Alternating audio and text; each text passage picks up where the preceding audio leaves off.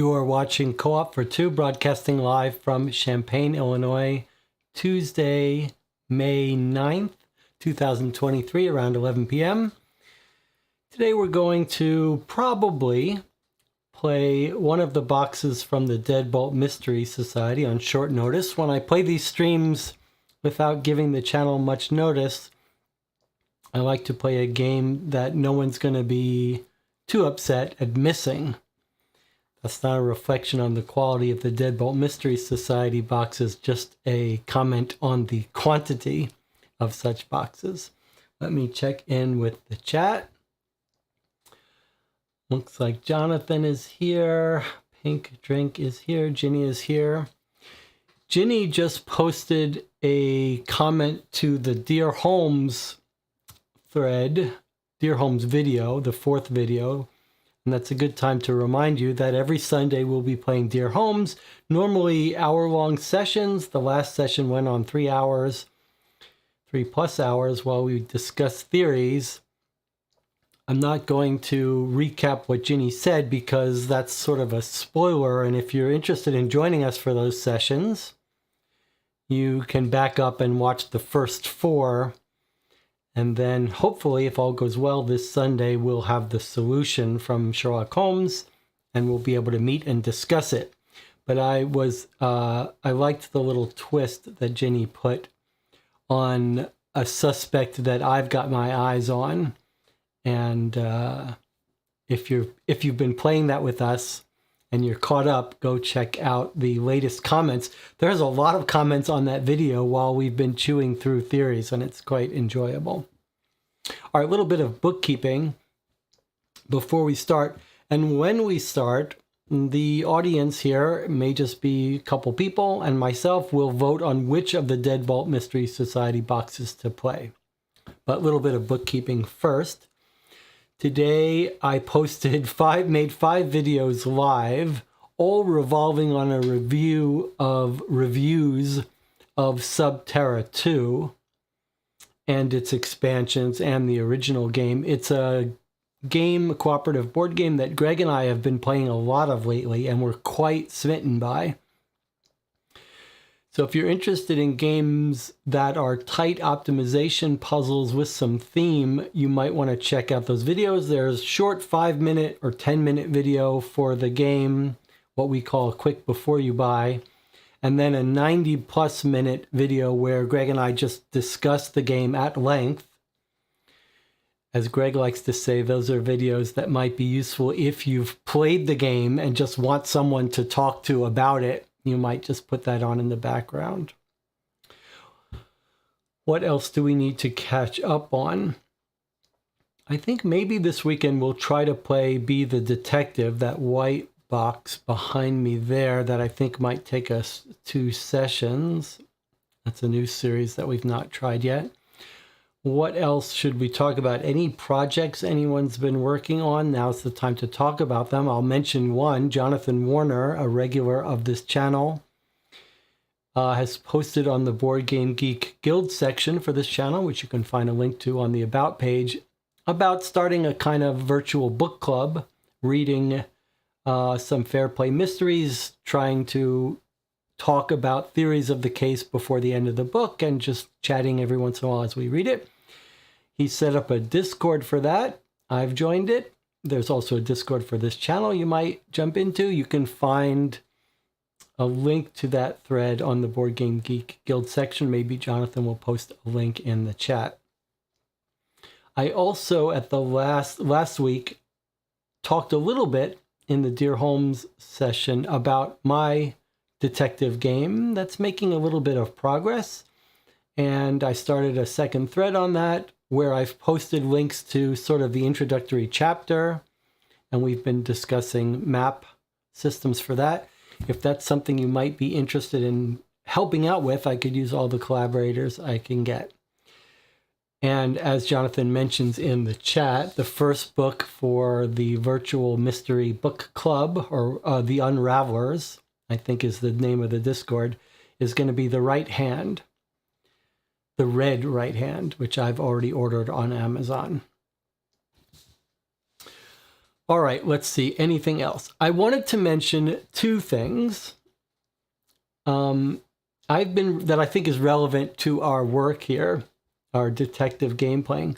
One is from a book that I'm reading now by Daniel Kahneman, who's a economist. It's a book, I don't remember the exact title. It's Thinking Fast and Slow, basically. And he argues that the brain operates on sort of two parallel systems. One is designed for sort of fast, automatic, very quick, associative processing, where you don't have to be paying attention or thinking consciously. It just is priming your system to make quick, fast judgments. And then a second, slower, sort of conscious system. And one of the fascinating anecdotes he tells is about the kinds of mistakes people make. Much of the book is talking about biases in human cognition and that the idea that people make predictable, systematic mistakes that aren't, strictly speaking, rational. They make irrational decisions, but not in a random way, in a very predictable way. And there's evolutionary reason why you might favor a fast, heuristic, wrong answer over a deliberate, slow, calculated answer. But there are some places where we, in particular, get really, we really make missteps. And one of the wonderful anecdotes he makes is directly relevant to our playthrough of these games and a phenomena that we encounter, and it has to do with handwriting. And what Kahneman says is he says that sort of the fast automatic system is designed to give you a very quick sort of heuristic answer. And that part of the job of the secondary system, the slower system, is to be a check on that, to be watching it for errors, and then stepping in when there's a difficult problem. Okay, so listen to how cool this anecdote is, this little clue, and sort of unintuitive this is. So basically, what he says is through a series of experiments, they found that if the problem is easy enough, seems easy enough, doesn't trigger the sort of second system to step in and say, this is a hard problem, slow down, let me check it for answers, that you are particularly prone to slip up and give your incorrect answer. So essentially what he said is that if you give people sort of slightly tricky problems, but the typeface is easy to read and it feels simple, they'll make many more mistakes than if the presentation of it is cognitively difficult to the extent that it triggers the secondary system to come in and say, let me make sure you're doing this right. So basically, if you want to make someone slip up or miss a clue in writing a letter or whatever, it's better if the handwriting is actually very easy to read.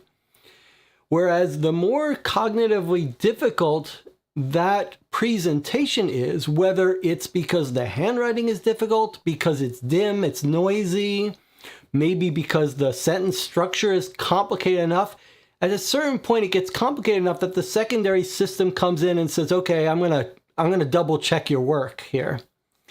So it is an interesting observation that you should probably be more wary of when something is very easily, quickly processed with ease, then you should be more on your toes that you could be making a mistake or something could sneak by you. Lots of other great stuff in that book, but that's the one that jumped out to me as being so counterintuitive. One last thing before we get started. So we're going to play a Deadbolt Mystery Society game today. And Deadbolt Mystery Society just put up a little video about like a little, I think they called it a hack or a little trick. It was actually clever enough that I was surprised we hadn't thought of it before. And, you know, I made a whole video called Remedial Detective School for Narrative Mystery Gamers, where I talked about all these techniques and tricks we use when we're playing these games, keeping notes, using cubes, using erasable pens, all this other stuff. And when we play these games and we want to write on something, I frequently make a scan of it and print it out. And the suggestion in this video, which you can find on YouTube, is to use a page protector. And basically, you know, it's a transparent, like you would use to put in a 3-ring binder. You could slip pages in it. And the suggestion was just take a page protector, put whatever piece of paper you want to write on inside it, and then write on top of this clear page protector with a dry erase or wet erase marker. It's quite clever. And if you don't want to scan and print out something, that seems like a reasonable little hack for avoiding writing on some material. And it might have even saved us some trouble at some point. So clever idea. All right. Let's see if we catch up with the channel. Matt says, I've been reading an interesting book called The Perfectionist about the evolution of precision engineering. Interesting. Jonathan has posted the link to the Discord. All right, let's decide what game we're going to play here. So I have my photo of most of my games. Let's take a look at them here. It looks like the top of that is cut off. Maybe it's not cut off in this view. Yeah, okay, there we go. So there are your choices. Normally when we play these games, someone comes up with a game that's thematically related to the current holiday or whatever. I was thinking Mother's Day is right now, but I don't see any of these games that are related to Mother's Day. And we've played a few of these in this list. And then I have some behind me that you can kind of see if I get rid of this. You can see over there, The Watcher, the Copycat Trilogy, Last Resort, The Strange and Twisted Game, The Old and Hidden Secret,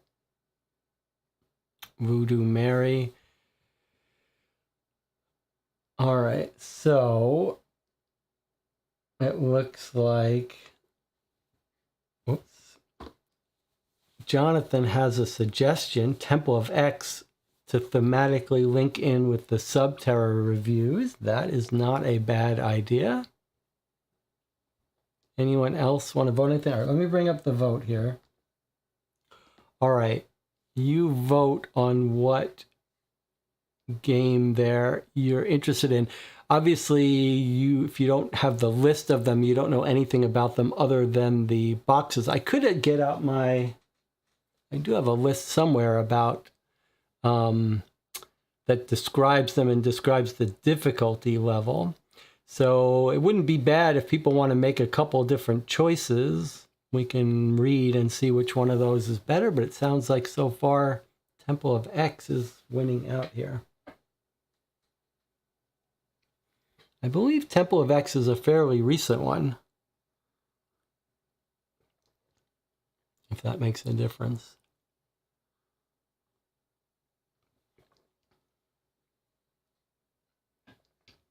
Another thing I wanted to mention is I will be at Gen Con this year.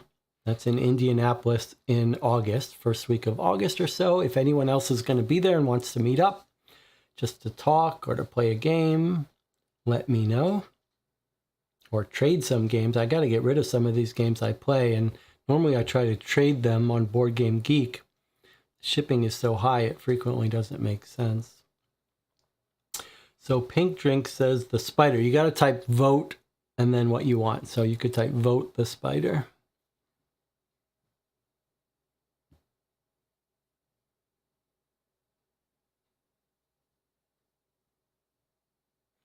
I should probably make a screen here in OBS which split screens the chat and the voting. That would be useful. Right now I can put the chat up, but it's sort of covers, the voting covers half of it up, and I could swap that. I could make it so that it doesn't go full wide on that. I'll try to remember to do that.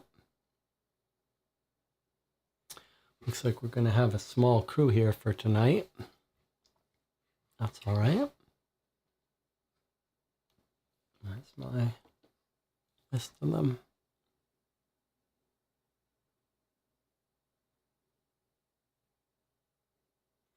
Wonder if I should be having some music when the vote is up, like some Jeopardy countdown music.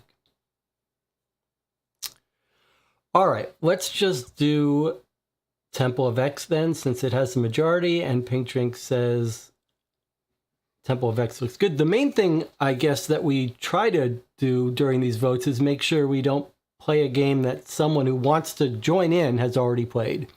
But no one in the chat has said that they've played Temple of X, so it's going to be Temple of X. So let's close this up. All right, so I am going to move the camera and go get that down from the, it's up near the ceiling. I almost need a ladder to get it. So let's just switch over to this and I will get it down for us.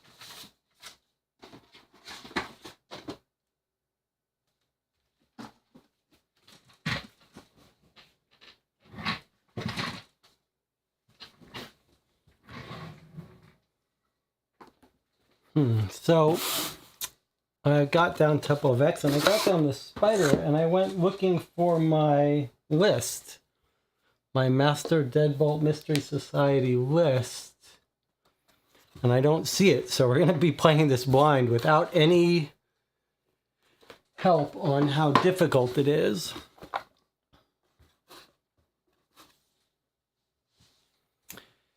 All right, well, let's open it up.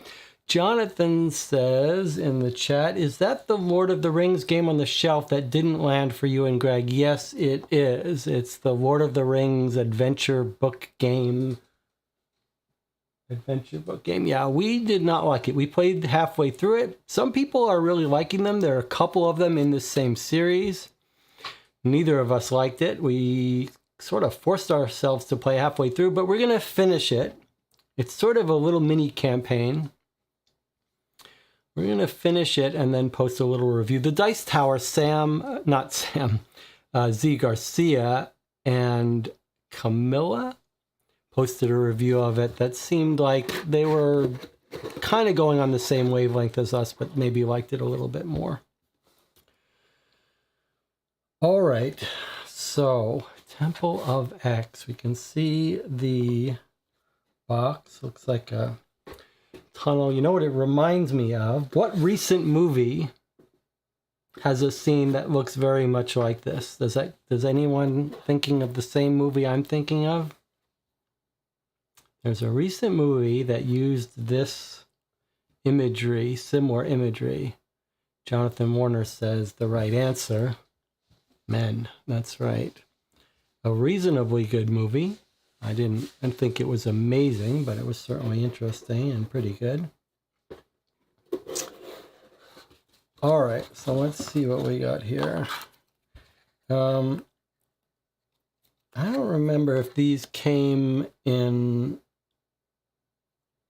These are ordered straight from Deadbolt Mystery Society. Occasionally they send some extra stuff, like some extra collector's card. I don't really understand it, to be honest. But some people love them and collect them. And you can frequently find, if you go onto eBay and you buy used Deadbolt Mystery Society games, they frequently say, doesn't come with the collectible pin or the card, like as if they kept it.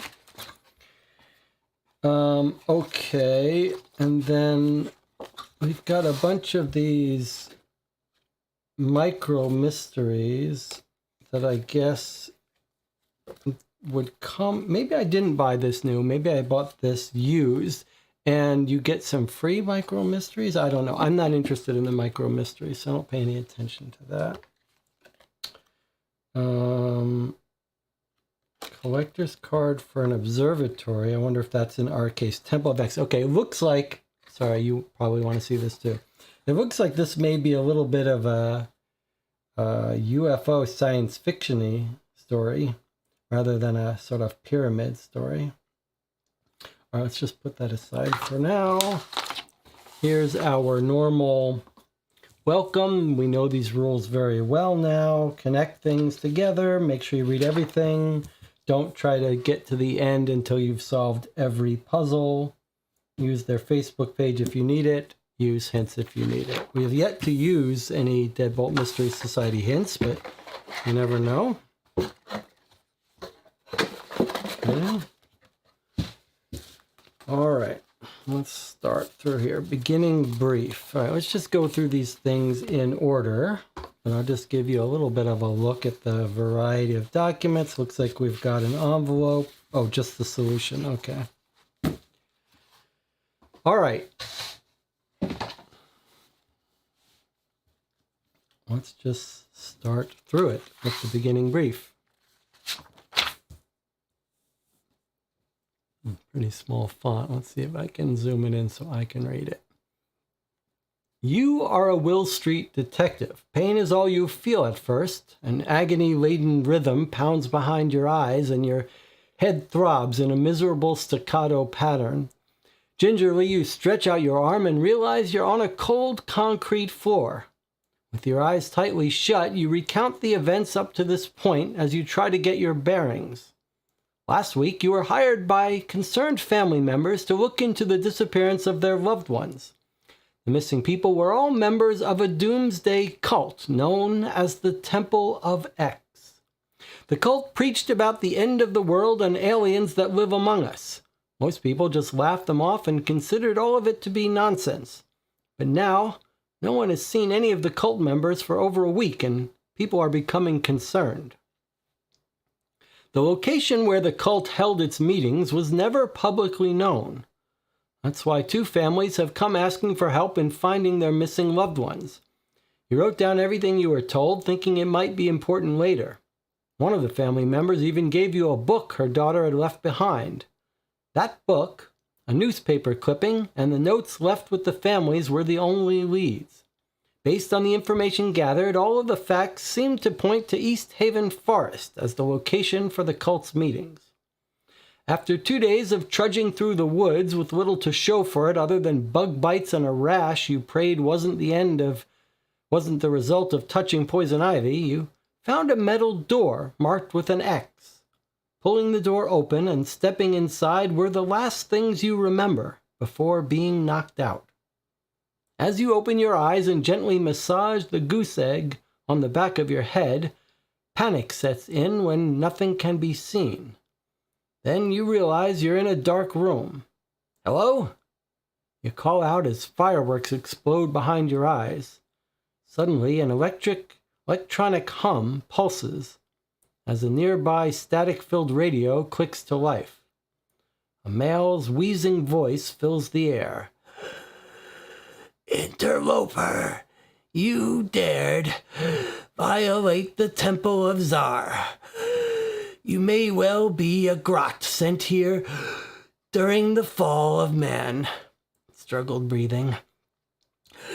It is possible you should be killed, but I am not certain about you yet. After I removed your communication device and weapon, I saw you possess the sacred text, which is something no grot can do, so you may very well be a follower of Zar. but I can't be sure of anything at the moment. In order to save your own life, you will suffer the trials I have put before you. Pass all of those tests and you are free to remain here with me or go and start the world anew. Fail and you will perish. Only knowledge and faith in Tsar will be needed to pass these tests. Struggled breathing. Let me turn the lights on. Good luck. You stand in stunned silence for a moment, wondering if this is some kind of a joke. Slowly, fluorescent lights hum to life. As your eyes adjust, you see you're in a hallway lined with locked, steel-reinforced doors. After a meager exploration of the place, you find a table with a stack of items clearly left for you by the man on the intercom. You also find a map of the compound and see there's only one exit. According to the map, the exit is located through the sanctuary. Shaking yourself into action, you review your notes on the Temple of X booklet.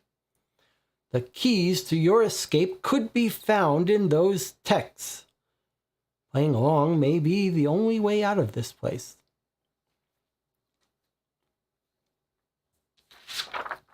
All right, so that's creepy. We're looking for missing cult members, and we've been hit on the back of the head, locked in by some guy talking about the Temple of Tsar, and he's put us to a test.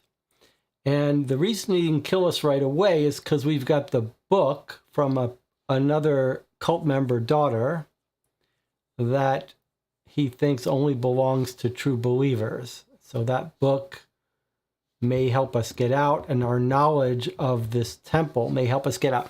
This is a very interesting framing because it's almost like it's framing a puzzle game, not in the normal way where we're trying to figure out who's the murderer.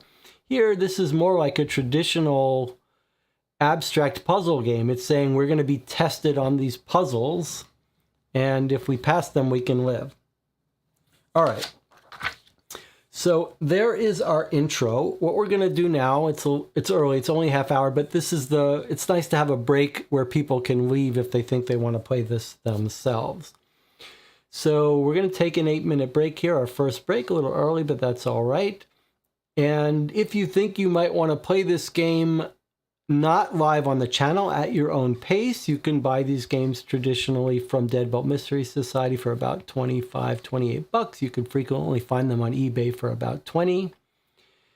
Now would be your time to leave if you don't want to join us.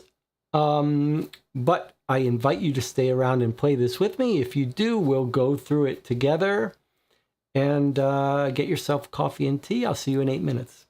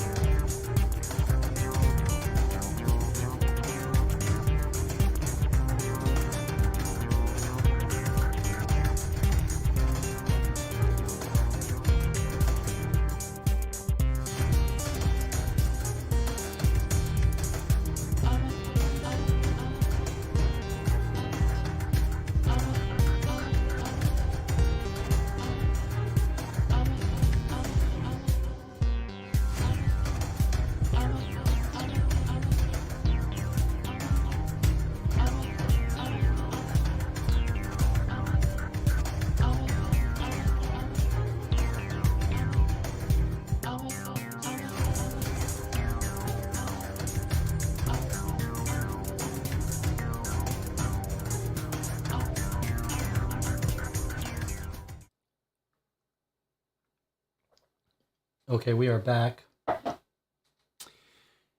You all know that I have fallen deep down the sort of coffee rabbit hole. And there's so much bullshit going on in that world of people claiming they can taste the difference between a burr set coated with titanium versus a burr set coated. It's just, there's so much ridiculous going on. One of the few things that no one ever talks much about that I find makes a huge difference, may sound crazy in and of itself, is the actual cup you use to drink out of. Now, it feels like the wine people must know this because they have figured out that the different wine glasses for different things, although wine is the other area where you have these people claiming to be able to taste the difference, and you blind taste test them and they can't tell the difference between red wine and white wine. But I find the cup makes a difference in how the coffee tastes. But the other thing is, I am trying to normalize slurping because I feel like the coffee tastes better if I slurp it and aerate it.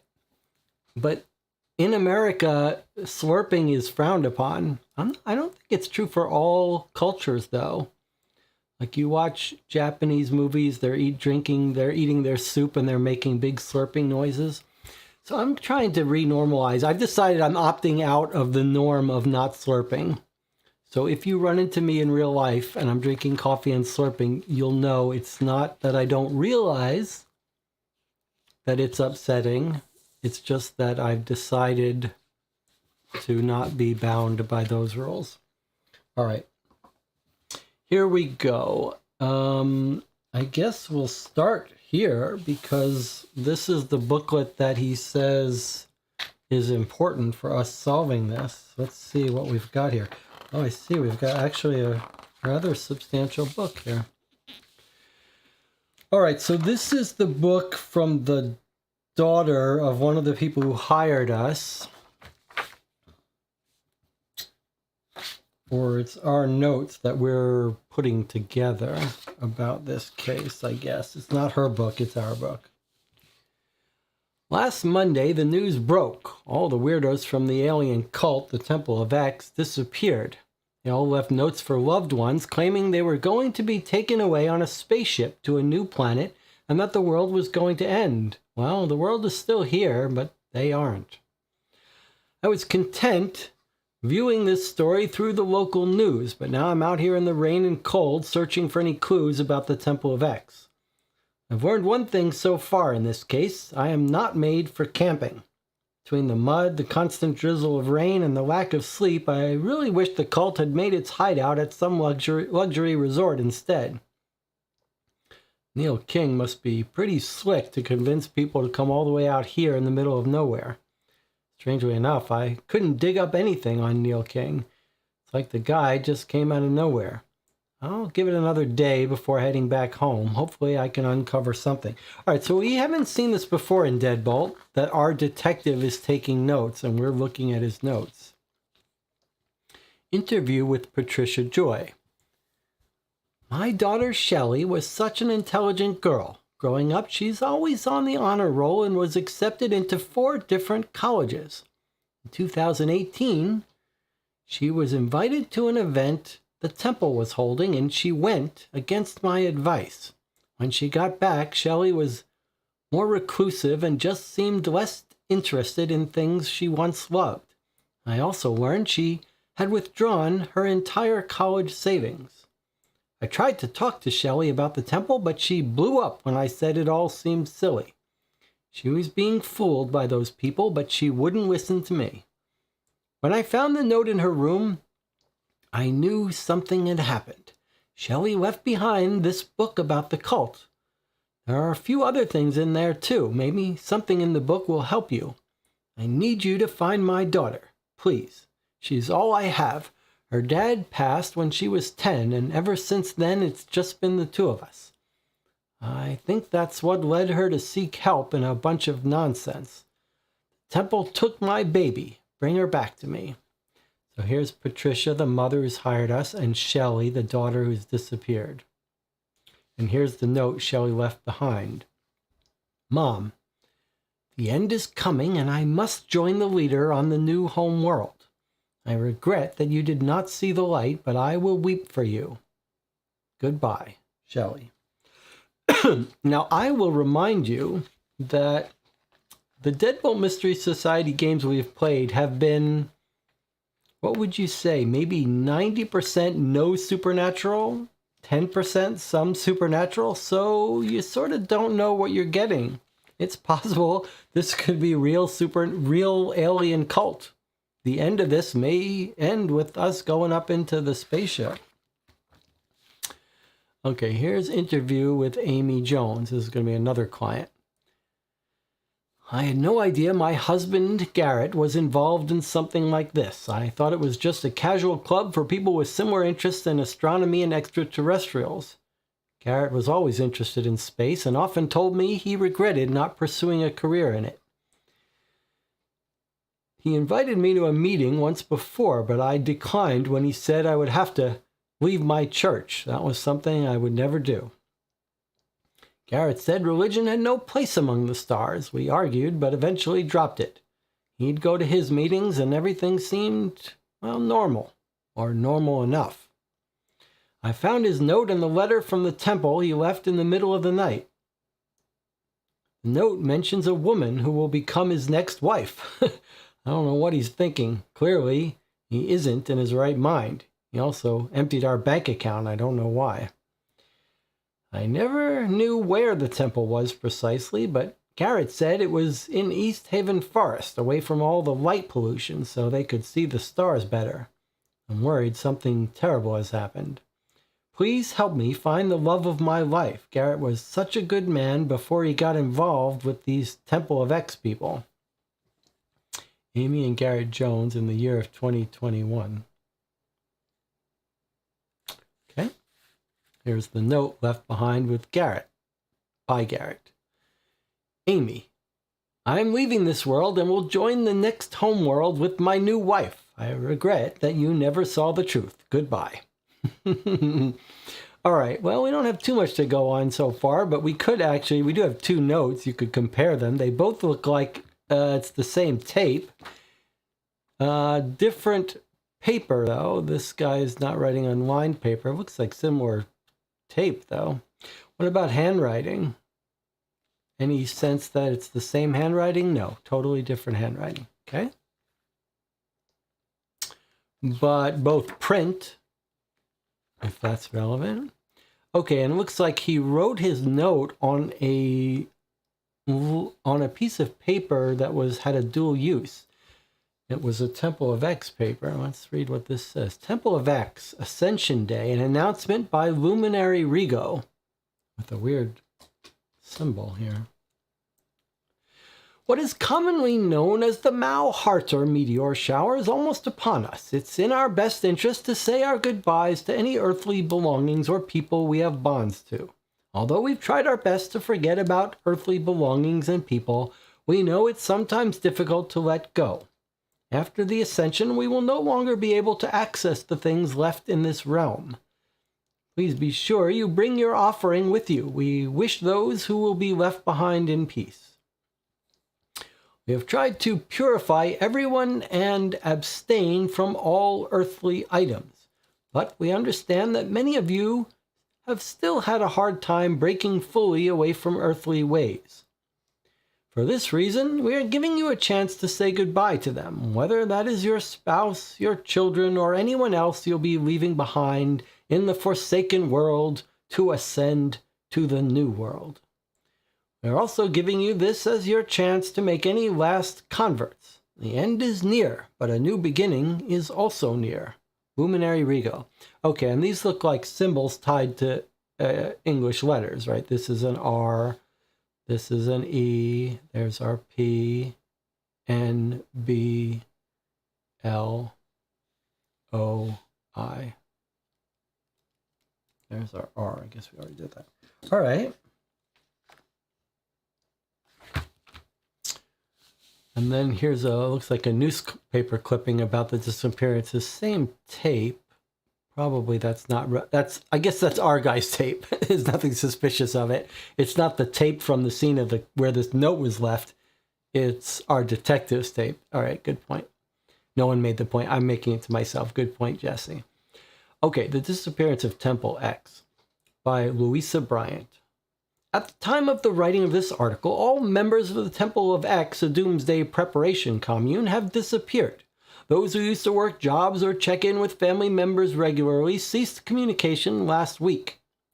The location of the complex where the Temple of X held services is unknown, so no one is sure where to search for the missing people. Although little is known, it is believed that the Temple of X is centered around a group whose core beliefs are concerned with preserving life once aliens arrive on Earth. Their leader, Neil King, who now goes by the name Luminary Rigo, is said to be highly charismatic. Authorities are concerned that something might have happened to the commune, but foul play isn't suspected. Michael Young, father of Temple of X member Daniel Young, said his son was deceived by the group and talked of the coming end. My son was such a good boy. He was obedient to a fault. He was respectful. He had a good head on his shoulders. Then something changed in him when he joined the Temple of X. He began telling me an absurd story about Tsar and the Grots. At that point, I told him he should stop hanging around those loony people. We had a huge fight about it because he felt like I should have respected his beliefs a little more. He never came back home after that. I just wish I could see him again and tell him I'm sorry. Young's account seems to be a fairly common one amongst those who have family members in the cult. I knew I would never see her again, said Patricia Joy, mother of Temple of X patron Shelley Joy. She left me a note and was gone. I haven't been able to reach her since. What happened to the members of the Temple of X? Are they in hiding? Are they still alive? Is it possible that the alien theories they hold to be true have actually come to pass? More on the story is expected in the coming days. There we go. All right, so clues. I mean, we've got a serious clue here with some symbols translated between English and these symbols. We've learned the name of the main guy, Neil King, who goes by Luminary Rigo. Okay. It's an expensive notebook, but I guess this is set in 2023. This case was actually published in February of 2023. I went and looked it up and wasn't yet rated for difficulty at the time that I last downloaded my list. It may have been since. Deadbolt Mystery Society does a very cool thing. You know, they send out their boxes monthly to subscribers, and when they do, they don't rate them for difficulty. They wait to hear back from players who say this was a 7, this was an 8. Generally, they go somewhere between 5 and 8 in the ratings. So it may have been rated by others by now, but we'll see at the end. We'll talk about our rating. And I will remind you that when we finish playing, however long it takes, 6 to 7 hours, 5 hours, whatever, we will discuss the case, what we thought of it, how it compares to other games we've played. So you might want to keep a little notebook handy while we play and write down your favorite moments, your least favorite moments, any game design issues that you want to remember to talk about. All right, let's just go through some of this evidence in sequence. Okay, Temple of X here looks like a secret message, and then a whole bunch of set of numbers.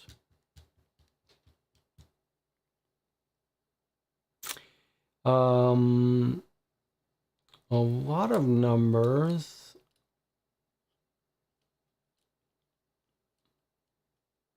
Too many numbers to form an easy pattern.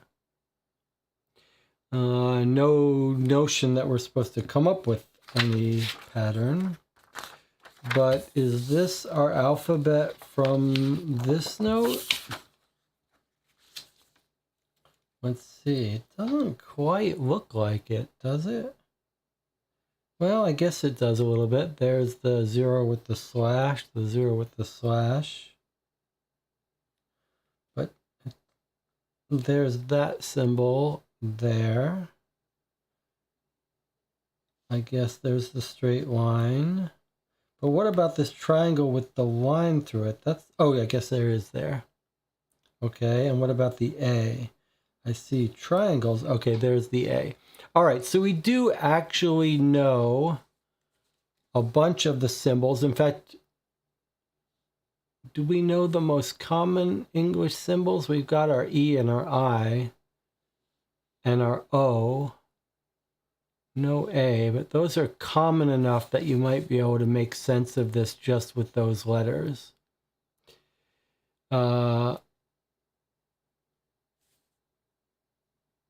So we may be able to translate this already. We don't know what these numbers are used for. We'll put this off for a little bit. Notice no QR code, so this isn't a puzzle in and of itself. It might be information, it might be related to another puzzle. But let's put this aside. All right. Look at this. Zarian Life Force Examiner. This feels like a little bit of a nod to the Scientologist use of this weird device that they use to audit people. Life Force Examiner. Power pads handle. On, off. Green, red. The screen is blank. Let's see, what does this thing look like? A little bit of a voltmeter like you would find on a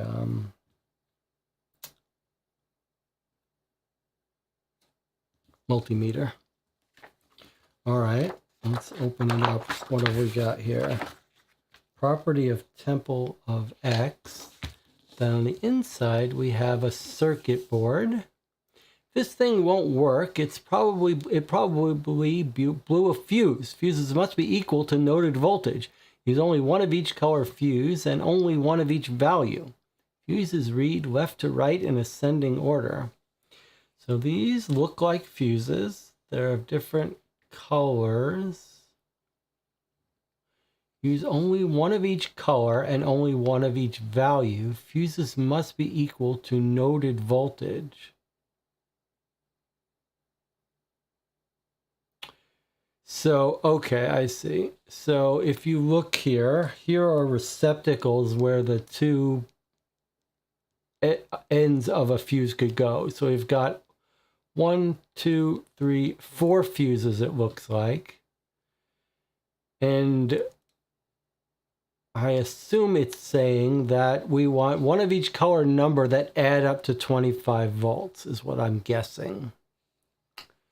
So 4 slots, we've got orange, red, purple, and green, and we probably want to make those add up to 25. I don't think there are other constraints here, and probably we don't need any other constraints. There may be a systematic way to do it. I'm not sure what that is, but I'm quite sure we could get it just by trial and error here. Let's see. I mean, if you had to guess, you'd guess that we're probably going to have to use the low value for this green. Let's just play with this for a little while. Let's see. So we've got a green fuse, a red fuse, an orange fuse, and a purple fuse. They're adding up to 25. I'm guessing that this is going to be too high. Not necessarily, but probably if I had to guess, it would be a green 3. Red could be either one of these, but probably not this 19. So maybe a 4 or a 7. As far as orange, I guess you could go with probably any of these. Maybe 11 would be stretching it, but we could probably might be able to get 11 to work. And then purple, 3, 1, 3. That's weird that there's 2 3s, but okay, 3 or a 1. All right, let's just see if we can get rid of this 11. I'll tell you what else is common. These are almost all odd except for 1.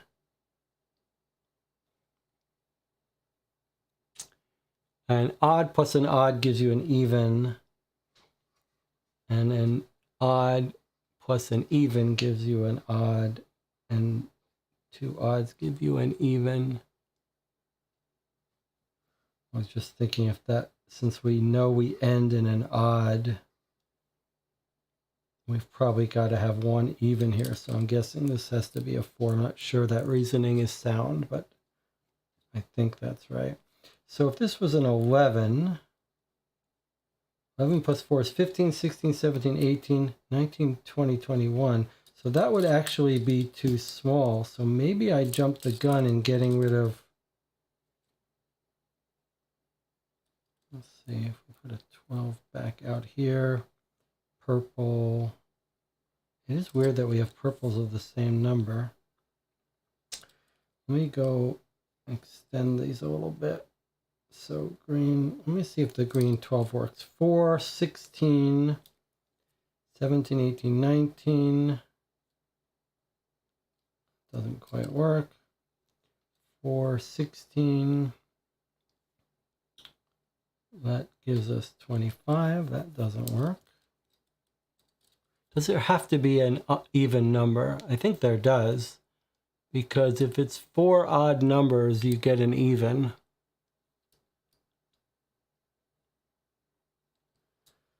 So there has to be 1 even. So I think that tells us that this has to be a 4. Or I guess we could use this green 12. That could be our even. 12 plus 4 is 16. Plus 3 is 19. 22. That doesn't work.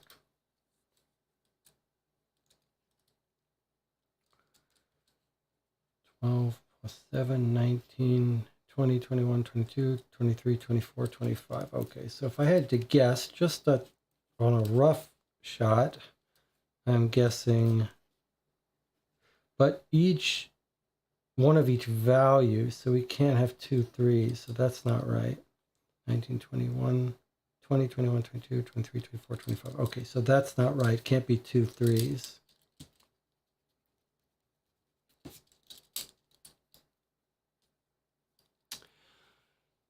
Feels like I thought we would be able to get this by trial and error a little quicker.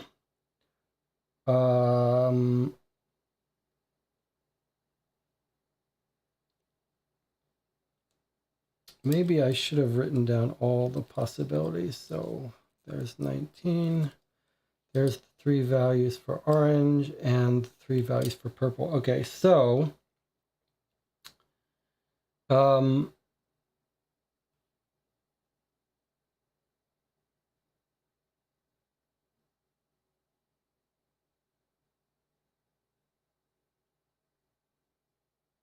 I think my reasoning is still sound about there having to be 1 even. If this is if the 12 is the even, 12 has to be the only even. So 12, that would make this have to be a 7. 19, 20, 21, 22, 23, 24, 25. That doesn't work, but the 9 is too high. So if instead this is a 4, then this has to be 3 or a 17. If we make it 17, we get 21, 3, 2, 4. Then this is a 3 and this is a 1. So 17 plus 4 is 21. Plus 3 is 24. Plus 1 is 25. That's each number used once and each color. 17431 says Melissa Westfall. Sounds like we've got the same answer. Okay. So Melissa, who's been hiding in the background, figured it out and had to come in and help. Melissa, do you want to share any insight on how you figured it out, or did you just do sort of trial and error like I did? The only thing I used as a constraint was the idea that there has to be one and only one even number. And if I started with, there's only 2 even numbers in the whole set. If I start with 12, I was forced into duplicating numbers. So I started with the 4. Once you start with the 4, you very quickly, by trial and error, get the rest. Okay, so 17431 conforms with the requirements, 1 of each color, 1 of each value. Fuses read left to right in ascending order. So in ascending order, we've got the answer 1, 3, 4, 17. And the 1 is purple. The 3 is orange. The 4 is red. And the 17 is green. Okay. And that's assuming that we have understood the puzzle right, that they have to add up to 25. I think that's right. Now, does this have a QR code? No. So we've solved this, but we don't know what to do with this yet. So we'll just put this aside.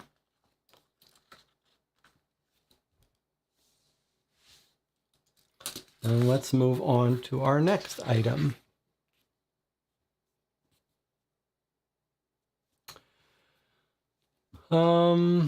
What have we got here?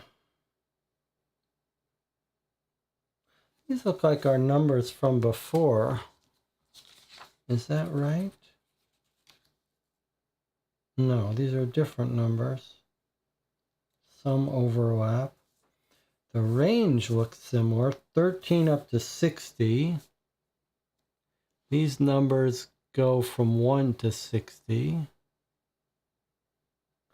A bit of a coincidence.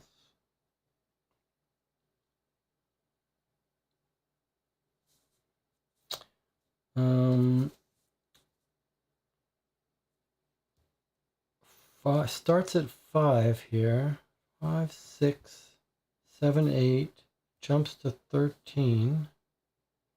14, 15. So some of the numbers that are here, and vice versa. This looks like it's assigning a number possibly to each letter, except some letters at the end don't have numbers and some letters at the beginning don't have numbers. Odd. The letters don't seem to be in any order that I can make out. And in fact, there's some duplicates. A, so it's not a one-to-one correspondence. Don't know what to make of that yet. Wow. Nothing inside? That's odd. If this opens up,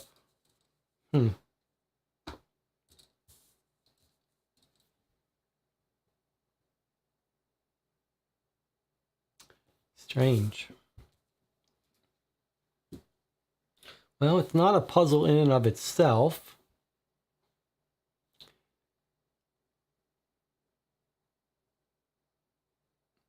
So it looks like there are no gaps in numbers here now that I open it. 1, 2, 3, 4, 5, 6, 7, 8, 9 through 15, 16 through 23, 24 through 30, 31 through 38, 39 through 45, 46 through 53, 55 to 60. So it's all the numbers, but some letters don't, and there's repeats.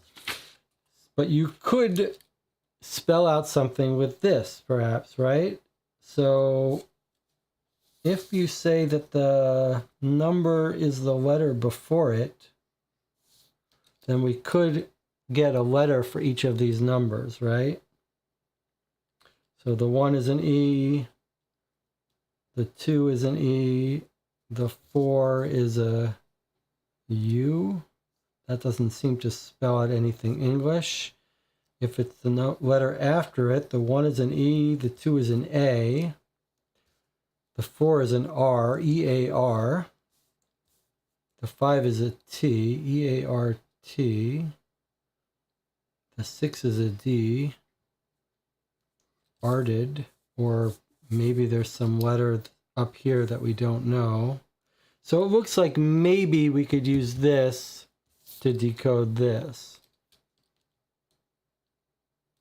using the letter following the number. Possibly. Let's put that aside for now, though. But maybe we'll keep these together.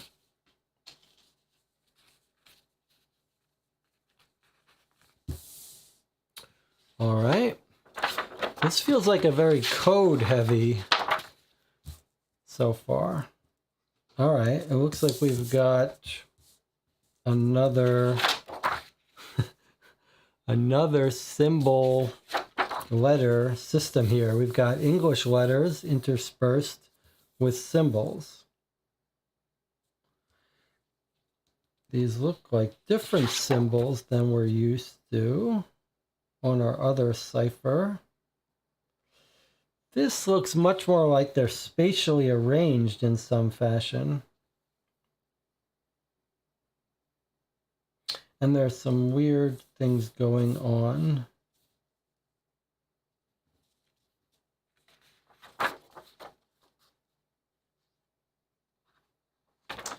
I also noticed some symmetries. Some unusual symmetries. Like these are duplicate, these are paired. Paired, paired. Same thing on this side. Paired, paired, paired, paired. Paired, paired, paired.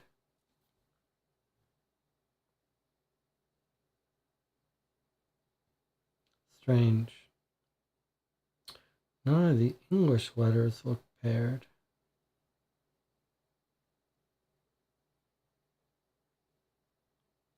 That I can see.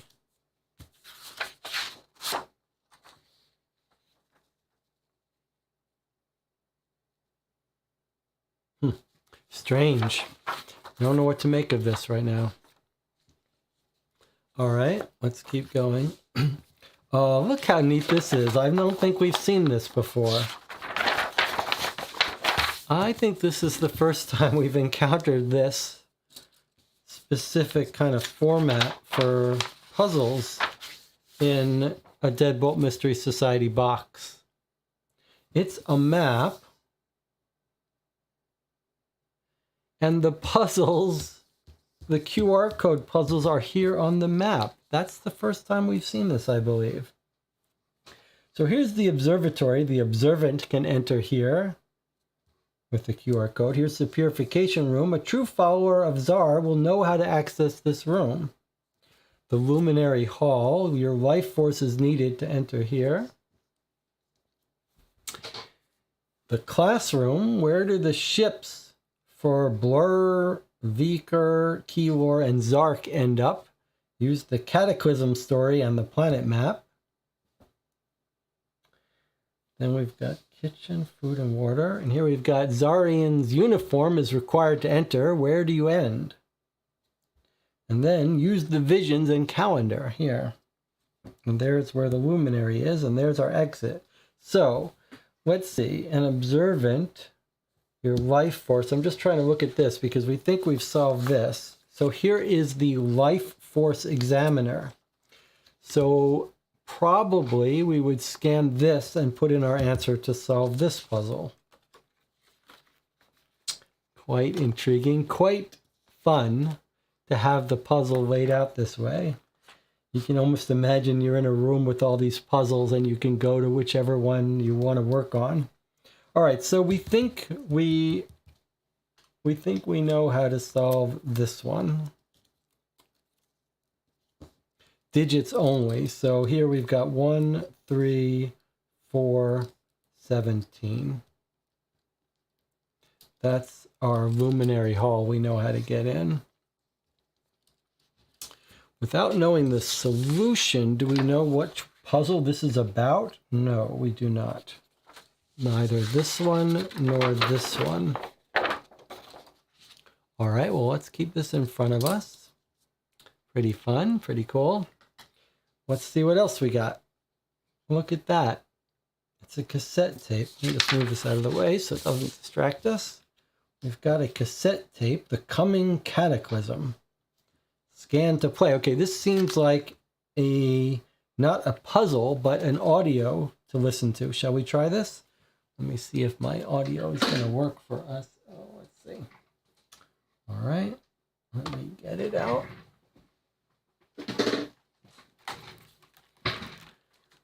All right, let's see if we can scan this and listen to some audio together.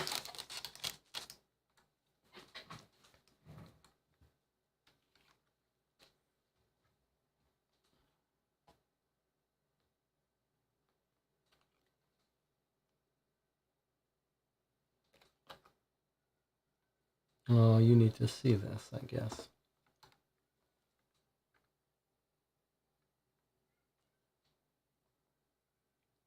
Can we show subtitles? No.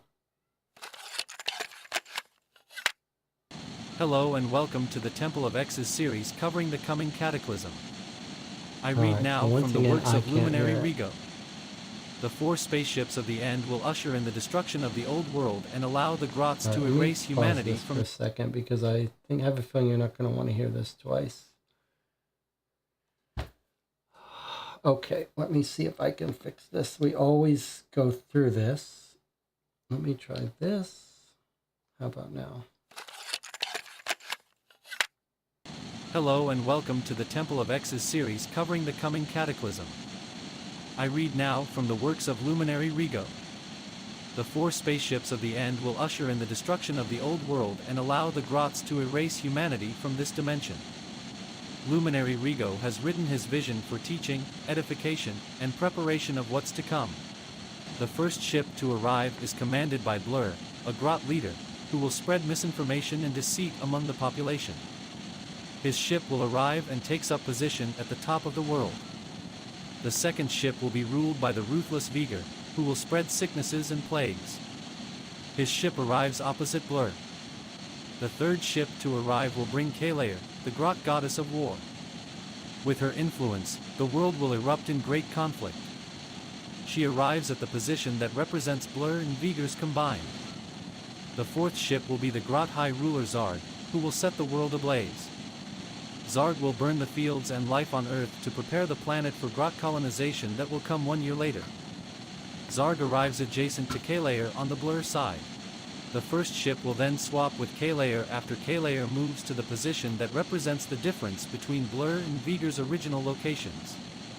Zarg and Vigor swap positions, and Zarg then moves to the other side of Blur.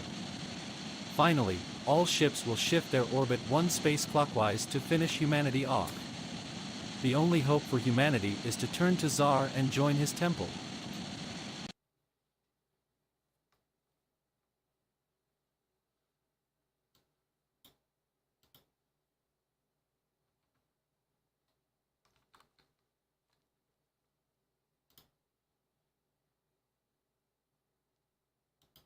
All right, so you heard it. I couldn't hear it. I could read it. It's clear it's sort of a mathematical logic puzzle that we're going to have to solve together.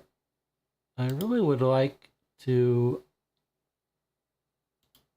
make it so I don't have to have problems hearing this every time.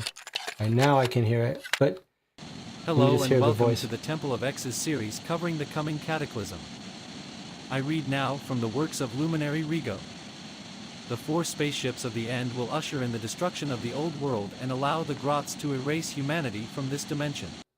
All right, well, I can hear it now. There's no point in playing it because it's clear it's a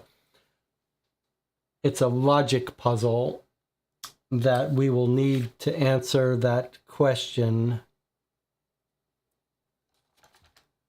And it's not something that one can remember. So let's just look together at what that was. It was this thing here. Where do the ships for Blur, Vikor, Keylor, and Zarg end up? Use the Cataclysm story, which is what we listened to, and the planet map, which we haven't seen yet. So obviously we're going to have a map, trace it out using that audio and walk through it. So let's see if we can find the map. I see. Okay, so I believe here is a map that it's talking about. All right, so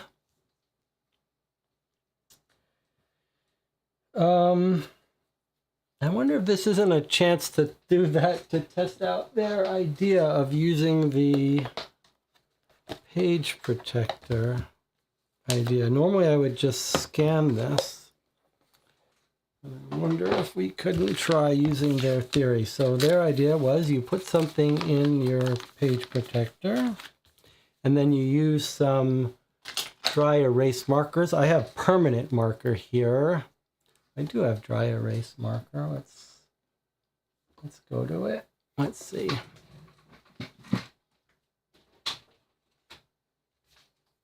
All right, let's see if we can do this now. So probably the best way to do it is to show a split screen where we've got this and the screen with the text. Okay, let's take a look now. Temple of X's series covering the coming cataclysm.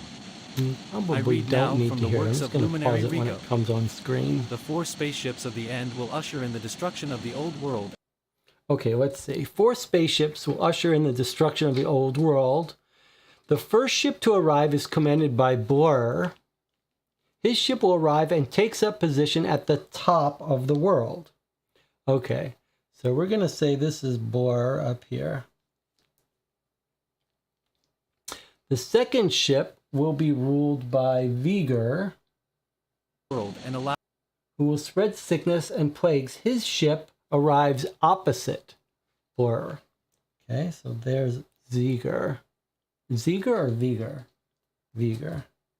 Okay. There's Vigor. Okay, the third ship will bring Keylor. Her influence, the world will erupt in great conflict. She arrives at the position that represents Blur and Vigor's combined. So 1 plus 5 is 6. So I think we're led to believe that this will be Keylor with the K. 1 plus 5 is 6. The fourth ship will be... Do I have a picture-in-picture of this for me here? No, I don't. Okay, you can't see my face. Okay, the fourth ship will be the Grot High Ruler Zarg, who will set the world ablaze. and allow the grots to erase humanity from Zarg this dimension. arrives adjacent to Luminary Keylor Rigo on the has Blur written his side. vision for Okay, teaching. so Zarg adjacent to Keylor on the Barg side. Is that what it said? Edification and preparation of what's to come. Ugh. The first ship to Adjacent arrive to is commanded Keylor by on the Blur, Blur the grot side. leader, who will spread misinformation and So I deceit guess among the that means population. here, right? His ship will arrive and takes up position at the top of the world. Adjacent to Keylor The second ship will be on the ruled by the Blur ruthless side. leader, I'm not who sure will what spread that means sicknesses on and the Blur plagues. side. His ship arrives opposite Blur. Is something wrong here? The third ship to arrive will bring Kalair, the grot This is a little weird. If this is right, there would only be one place for this to be adjacent to. Here, you wouldn't need to know what side it's on. That's weird. Is 2 counted as adjacent to 6?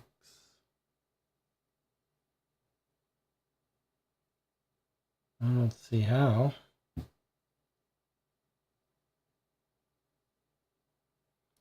That's a little confusing to me.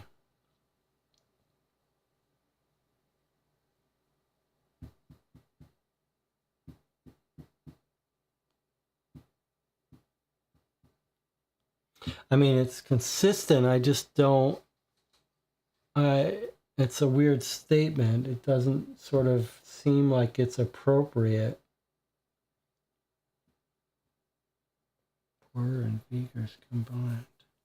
Sure sounds like...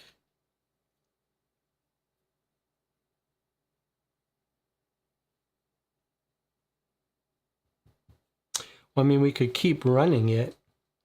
Melissa thinks that 2 is counted as adjacent to 6. I don't understand. What's your logic there?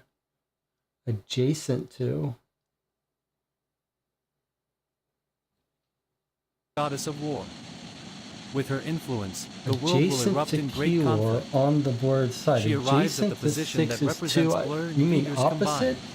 Opposite The and fourth ship will adjacent be do the not Grot-High sound ruler synonymous Zarg, to me. who will set the world ablaze. Zarg will burn the fields And and we've life already on got Earth the to prepare use the of planet for opposite. Grot colonization. Like we've got this guy saying he arrives opposite this guy. So I mean, this is opposite. All right. Well, let's put this. Let's keep going with my reading of it for now, and let's watch the. Let's read the second part of this and see if we Zarg can arrives adjacent to K-Layer on the Blur side. make sense of how The they first ship end will up. then swap with K-Layer after K-Layer moves to the position that represents the difference. All right.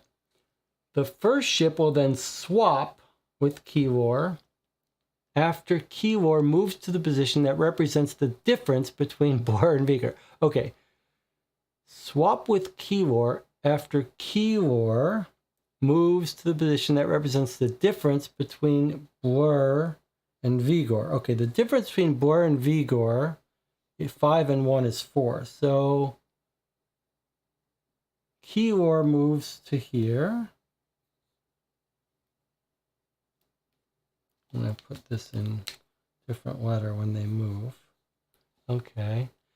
And then the first ship swaps with Keylor. Okay, that was our B, right? Our B was our first. It was B, right? I hate to have to do it this way. Yeah, so this guy goes to here. Okay. Swaps position there. Okay. And then Zarg and Vigor swaps position. Zarg and Vigor. Okay, so V goes here and Z goes here. And then Zarg moves to the other side of Blur. So Zarg is here.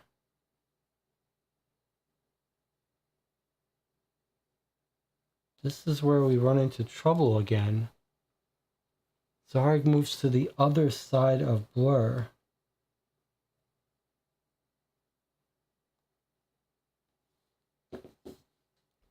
There's Blur. There's the B. What does that mean? Finally, all ships will shift their orbit clockwise to finish off humanity. So one more switch clockwise.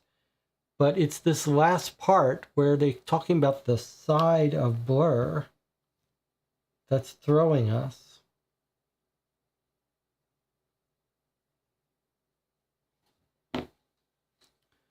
Oh, it's frustrating.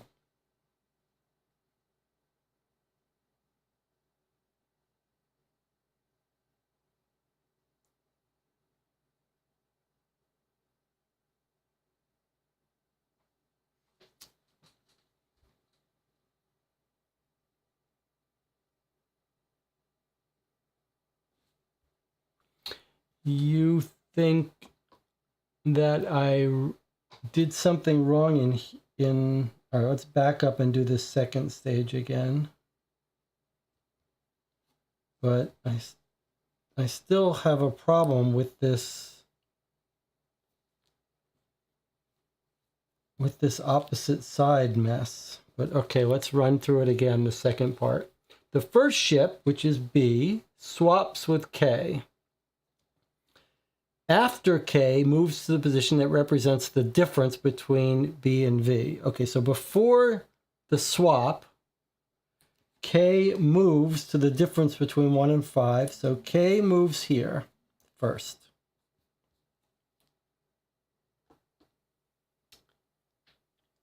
Then, so after that happens, then B and K swap. So then K goes over here And B goes over here. I see. Okay, so no more K here, but now B is here. K is here. Fine. Okay, maybe I did that wrong the first time. Okay, so K goes here, and then K and B swap. Okay, so now B's here, K's here. Then Z and V swap. Z and V swap. So V goes here and Z goes here. Then Z moves to the other side of B. Okay, so now Z goes over here.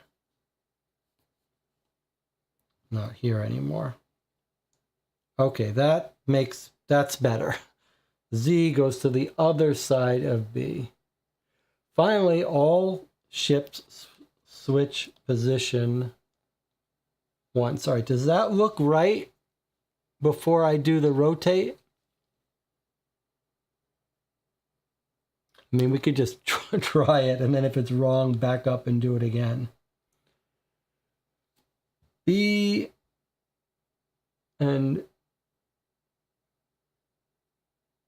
K goes to here, and then K and B swap, and then V and Z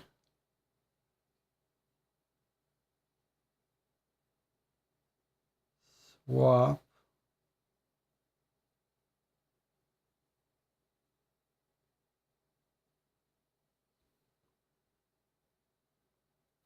And Z swap. I don't know if I've gotten myself lost, but let's just keep it for now. And then everyone goes once clockwise. So let's just write that in. So K goes here, Z goes here, B goes here, V goes here, K goes here. Nope. Oh, not K. Just V. We already did K. Boy, that is a mess. K goes here, Z goes here, B goes here. This is a B.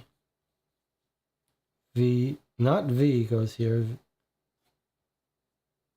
Because V's not here, V's here. So V goes here. Those are our four people. Okay, V is a B. Okay. So that looks right to me, as near as I can keep track of it. It would be easier if you didn't have to undo, to just have little symbols for each of these and actually move them around. Okay. If this looks right to you, with the pinks being the final things, we'll just try it. And then if we're wrong, we'll back up and walk through it.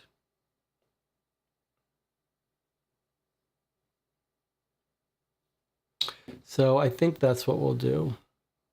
Unless someone thinks I've made a mistake here. It's just the blues are the second stage, and then the pinks are all blues rotated once. So K, blue K goes to pink. Z goes Z, B goes B, V goes V. So I think that's right. All right, that's a mess. Be easier if I didn't try to keep track of all three stages. All right, so if we write this down here, how do they want us to answer it? Where do the ships for Blur, Vigor, Kior, and Zark end up? Okay, so in that order, the answer is digits only. So you could say Blur goes to location 4. Viker, who's the V, is in location 8. Kior, who's the K, is in position 2. And Zarg, Z, is in position What did I do wrong? B. The B is in 5. Boy, I should have just moved these around. 5, and then the Z is found in position 4. Only pinks is what I should look for. The B is the 5. The V is the 8.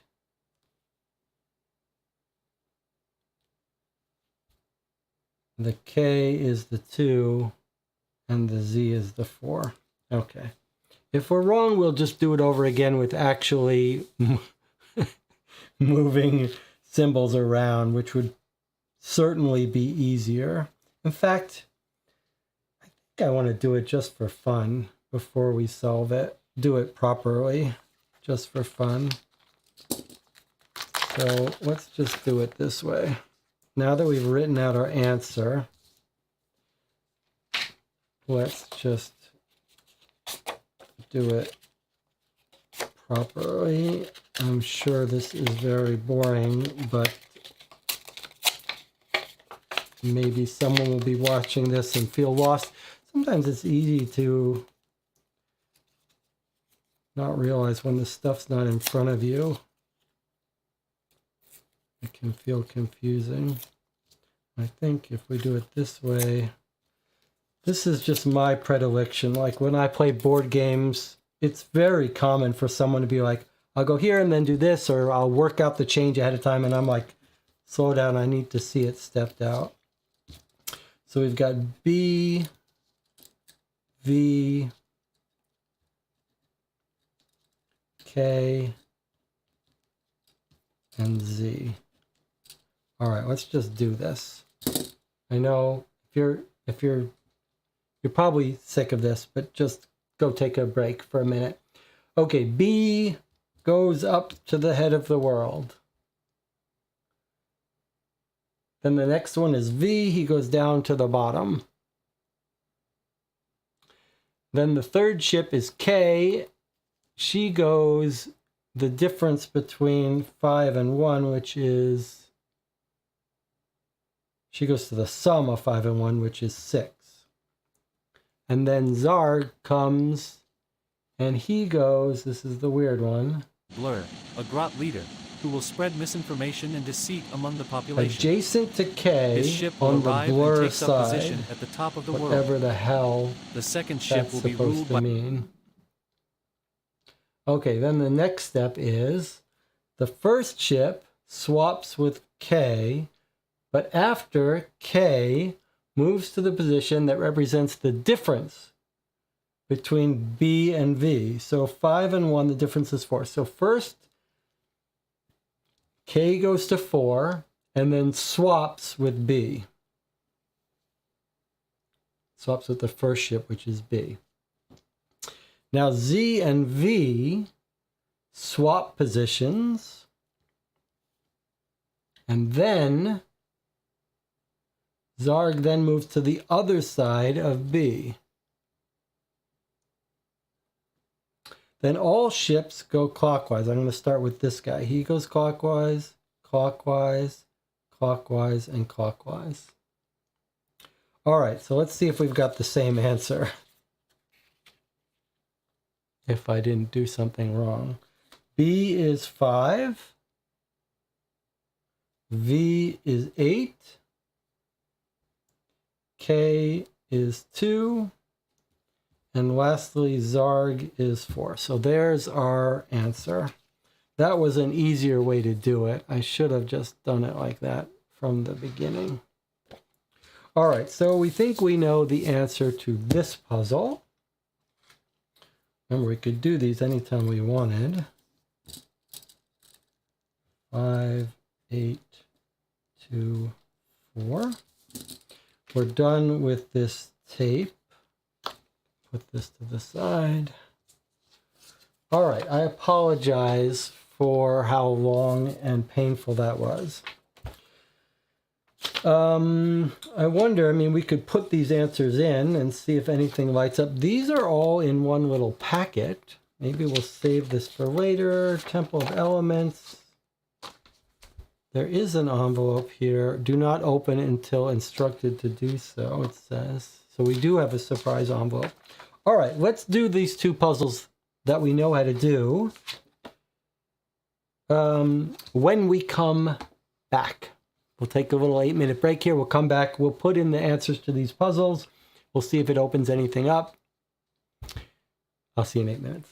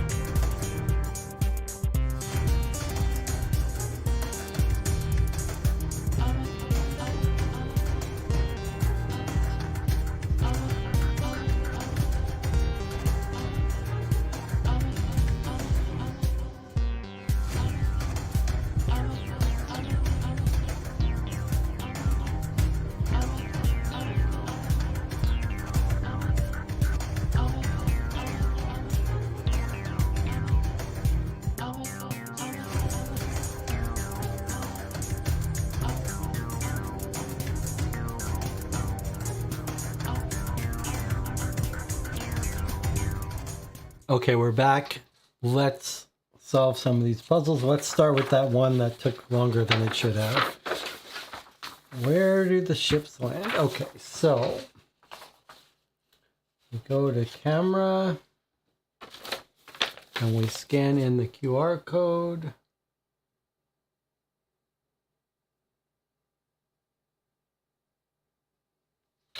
Okay. And we use our new PDF reader, Foxit. Okay, password protected. And we're saying the answer is 55824. Okay, that opened it. Before we read it, well, I guess we can read it first. As the lock gives way, you push the door cautiously open and are greeted with a room of empty wooden desks. Posters around the room show various star maps and other astronomy topics with the added messages about Tsar and the temple. As you examine a poster closer, the intercom clicks on and you again hear the wheezing man. Outsider, you now stand in the classroom where the luminary's message was taught and where devoted followers were prepared for the next world. I recall a lesson Luminary gave about the 3 things we should all bring with us to the ship when we are picked up. A drinking vessel, our uniform, and our metallic hat. Continue your trial and we may meet in person. The intercom clicks off again. Okay, so 3 things, he says, that you have to bring with us. 1, a drinking vessel. 2, a uniform. And 3, a metallic hat. Okay, and now I save this without protection. Protect, remove security. Yes, so that we can access it again. And let's delete some of these from our last Deadbolt game. Okay. Now we know that one of these puzzles asks for a uniform. Where do you end? Not sure what that means. All right, but we've done this one. Okay, and 3 things. That's not clickable. He's just telling us about 3 things. Okay.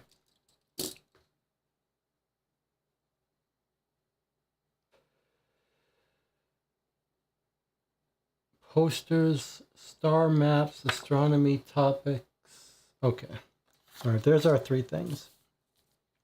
Let's go now to the next puzzle that we know how to solve, the Luminary Hall puzzle.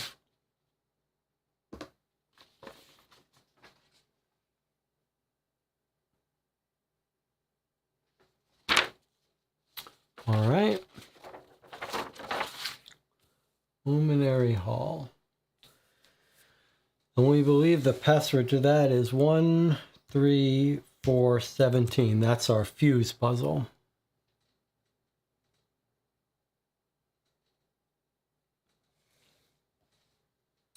With the correct fuses in place, the machine hums to life and progresses through a series of beeps and blips. Almost immediately, the intercom clicks on. Based on the machine's readings, you have a good life force, outsider. You may now enter the Luminary Hall. The door labeled Luminary Hall pops as a hidden lock is released. Opening the lock and pushing the door open, you're not sure what to expect, given the name of the room. The Luminary Hall is a concrete room sparsely decorated with a massive picture of the leader in a golden frame on the wall. The intercom clicks on again. Outsider, you now stand in the Luminary Hall, a place of great honor. The hall was only used a few times. The luminary wanted to bestow a lesson. One such example was the parable of Gron, a warlord who once challenged Tsar. The battle lasted for 4 days, and Tsar was victorious. Continue your trial, and we can discuss the remainder of the tale if you pass. Okay, so the parable of Gron, 4 days, then Tsar was victorious. Warlord. Gron is a warlord who challenged Tsar. All right, well, we'll just put that. And this was 3 things you need and 4 days. Sounds like maybe those numbers are going to be needed for us. Let's just put that aside. We're going to remove the protection so we can come back and read this again if we need to. Okay, so those are the 2 puzzles we know how to do so far. And we got little stories as we did them. We have 4 more puzzles obvious to us. An observant can enter in the observatory. A true follower will know how to access this room. Uniforms required. Where do you end? And use the visions and the calendar. So let's put away the things that we use. We've got a bunch of things we don't quite know how to decode yet. Let's see what else we've got, though. We've got a periodic table of elements. Not a puzzle, just a periodic table of elements. Okay, is it the real periodic table of elements? Well, my chemistry is very shaky, but it looks reasonable to me. Oxygen, helium, hydrogen, lithium. These are our more exotics. Tells us how to read it. Symbol, atomic number, name, atomic weight.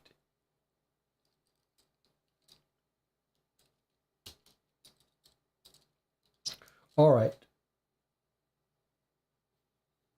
I don't think we have what we need to use this yet. Feels like this is going to be used with something else. So let's just put this aside for now and move along. Here's the observatory report, and notice that that's one of our puzzles is for the observatory. So let's see if they're connected. Observatory report. The number of stars I see in the night sky, the number of souls being brought on board, the number of outgoing messages, the rays of light that gleam from the word of the chosen one. So it looks like maybe 4 digits, 4 numbers. Oh, look at that.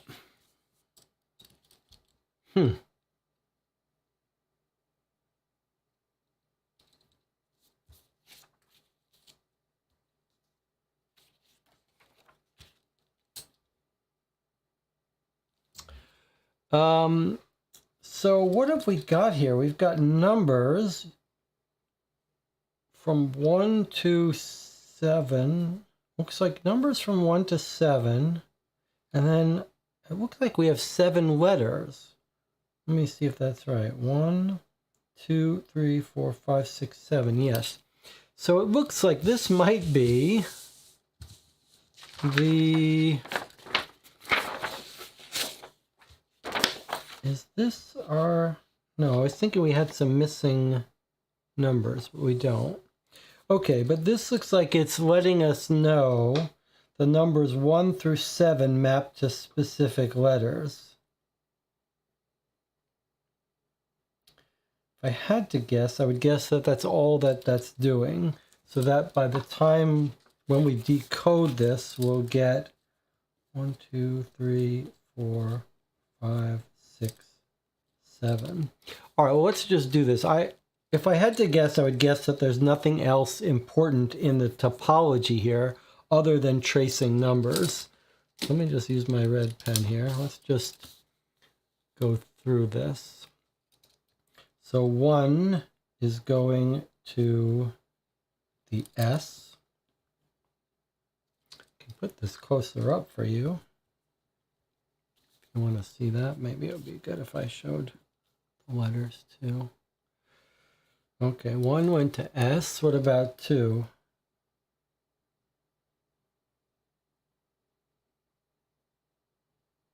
I have 2 going to B. 3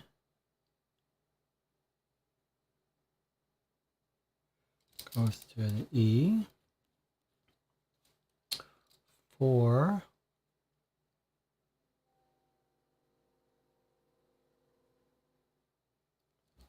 goes to P. 5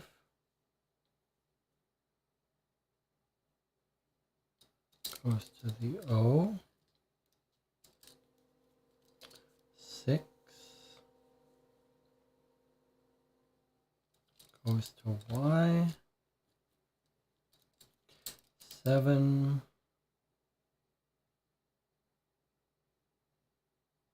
goes to T.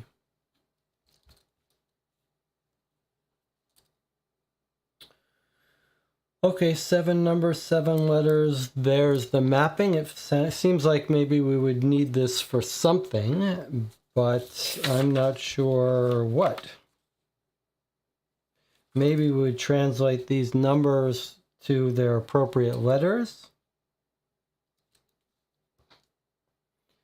In fact, if you were to imagine that each of these is going to be a different number, 4 numbers, you might even be able to guess it just by guessing that it might spell out a word.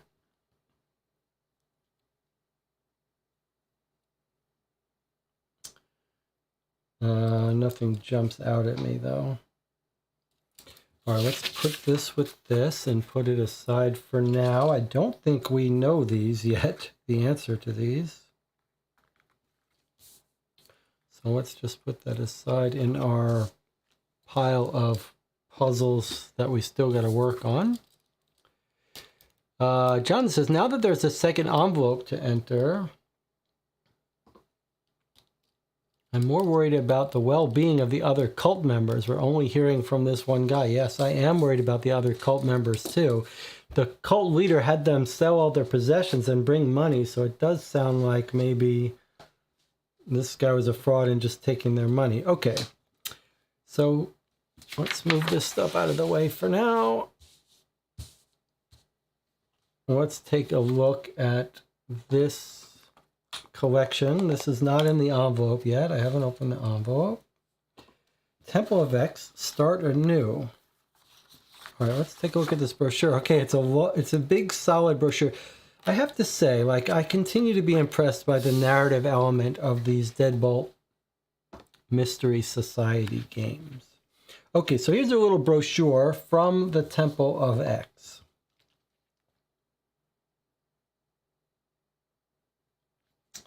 There's stars here, but this seems too many stars to count, so I don't think that's the answer to that question. All right, let's read this. Welcome to the Temple of X. The book you hold in your hand is a sacred text from the Temple of X. We welcome all who wish to join us before it is too late.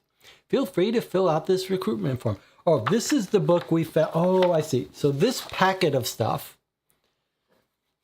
this is the stuff from our client.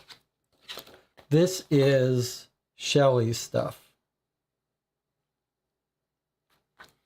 So this is Shelley's book and Shelley's documents that we've got together here. So let's look at the book. Here's Luminary Rigo. Chosen by Tsar himself, Luminary Rigo gave up his earthly name and was remade. He holds the key to ascension and all the knowledge of what lies ahead. We devote ourselves to the temple and to Luminary Rigo, the chosen one. And we know his name is Neil King.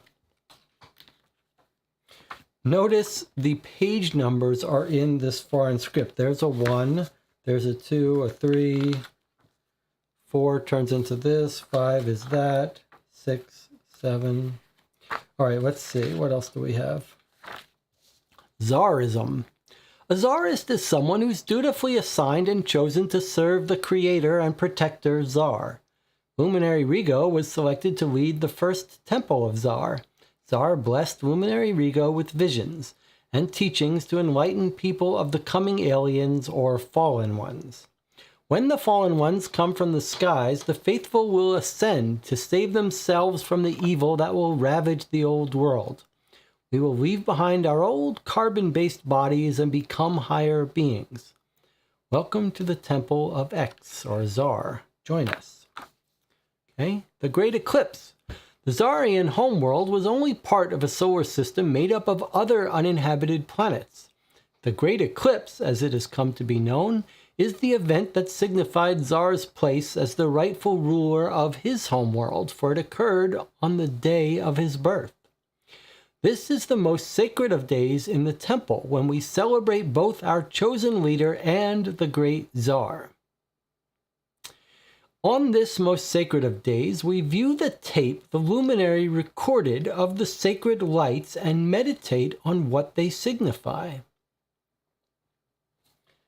B-A-N-O-J-I, and then this dash, but this dash is a 1 for page 1, I believe. So, hard to know what that's all about. B-A-N-O-J-I. Okay. To view the tape. All right, let's keep going. Oh, here we have the uniform. Members of the temple are required to wear their uniform at all times. The key component of the uniform is the metallic alloy cranium covering. The leader has included instructions from Tsar himself on constructing them. All members should commit these instructions to memory. A sample size of the material will be provided for practice. Additionally, the devices can be used with the symbols below. Pay attention to the order of the symbols and you will gain the favor of Tsar while also discovering their point. So this looks like a little bit of a physical origami manipulation. It's telling us to fold it and then fold the corners to the center with the open end on the bottom. And then it's ready to use. And then start at the element of our old bodies. So that's talking about carbon, right? Because he's talking about carbon-based life forms. Our old carbon-based bodies become higher beings. Start at the element of our old bodies. So, and there's the doubles. Remember we pointed out that on this sheet here, there were lots of doubles.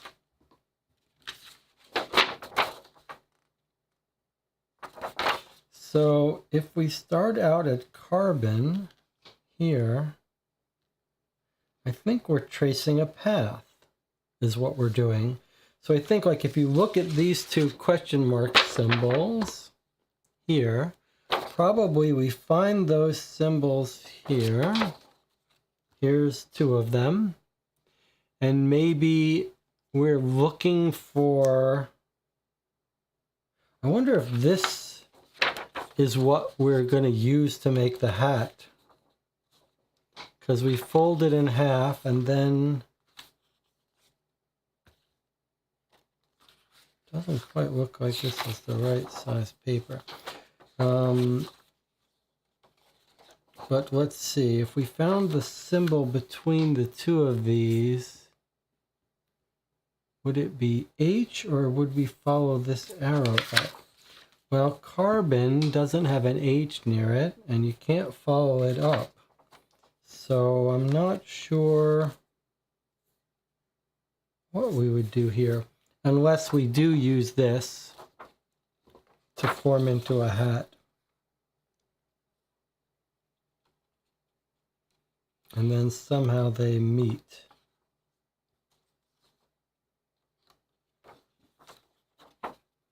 How would you know which way to fold it? I guess it's already folded.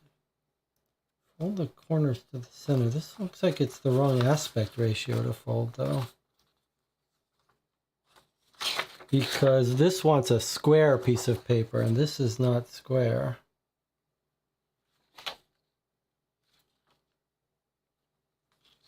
But why is this related to this if it doesn't mean for us to fold this?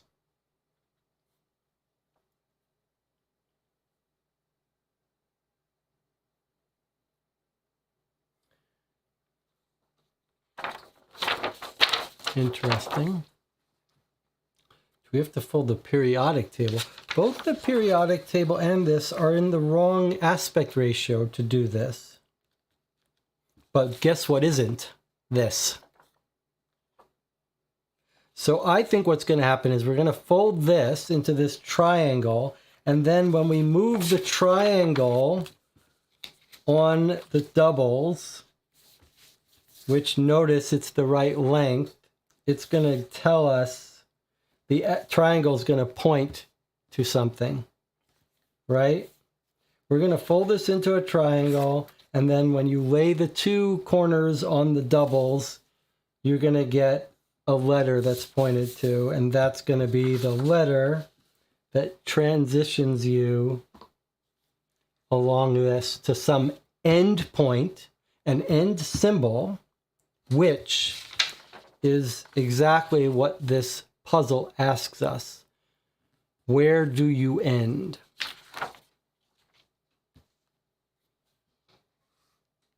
So there you go. It's almost like a Ouija board. Yeah. Okay. So we're going to put that off for a moment. These all seem to go together. I'm going to get another piece of paper. We've been playing these without destroying any elements. So I'm going to see if we can't do it without destroying any elements. Look at what I see here, though. 4 ships of the Cataclysm, which you can knock out. So we actually, when we built our own ships to move around, we could have just used these. Pretty fun. Temple of X observation team. Join the observation team today. And then the symbol of Tsar, which is an X. Well, I mean, I'm not opposed to using up these components. So we'll just make that decision in a bit, though. The last thing she's got in her possession is a calendar. The Tsarian calendar. 1, 2, 3, 4, 5, 6, 7, 8, 9, 10, 11, 12, 13. So 13 months in the Tsarian calendar. They still got 7 days of the week. Notice that 1 through 7 for 7 days of the week. And then on the back of this, we got 7 digits and 7 letters. So I'm not sure if that's relevant. Nothing here. We know that this puzzle tells us to use the visions and the calendar. So that's probably, well, that's surely for that puzzle, but we don't know what else to do with it. Let's continue through our book. I see the chat has gotten something for me. Looks like the observation team patch is what links to the observation list we just had. The observation list. Yeah. The number of stars. Okay, good catch. The number of stars I see in the night sky, 1, 2, 3, 4, 5. The number of souls being brought on board, 2. The number of outgoing messages, 3. The rays of light that gleam the word of the chosen one, 1, 2, 3, 4, 5, 6. Okay, good catch, Jonathan. Very good catch. All right, so it sounds like we know this answer, although there's no QR code, so we don't know where to put that in. Is it one of these QR codes here? The observant can enter here. Observatory report. Okay, so probably, Jonathan, we've got the answer to this. So let's fill this out.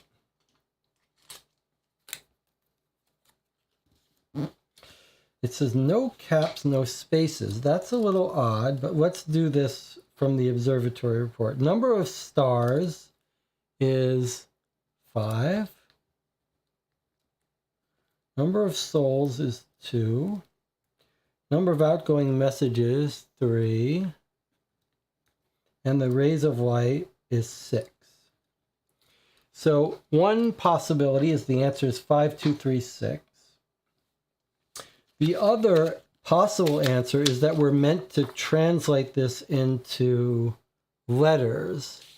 If we were to do that, you would get 5 is an O, 2 is a B, 3 is an E, and 6 is going to be a Y, obey.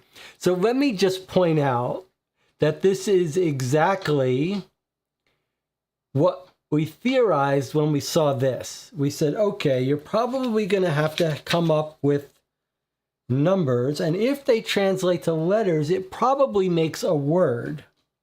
And we guessed even that we could probably solve this without actually knowing these things, just by looking for a good 4-letter word. We didn't find it on first glance, but clearly here it is, obey. Very satisfying. Okay, so that's that.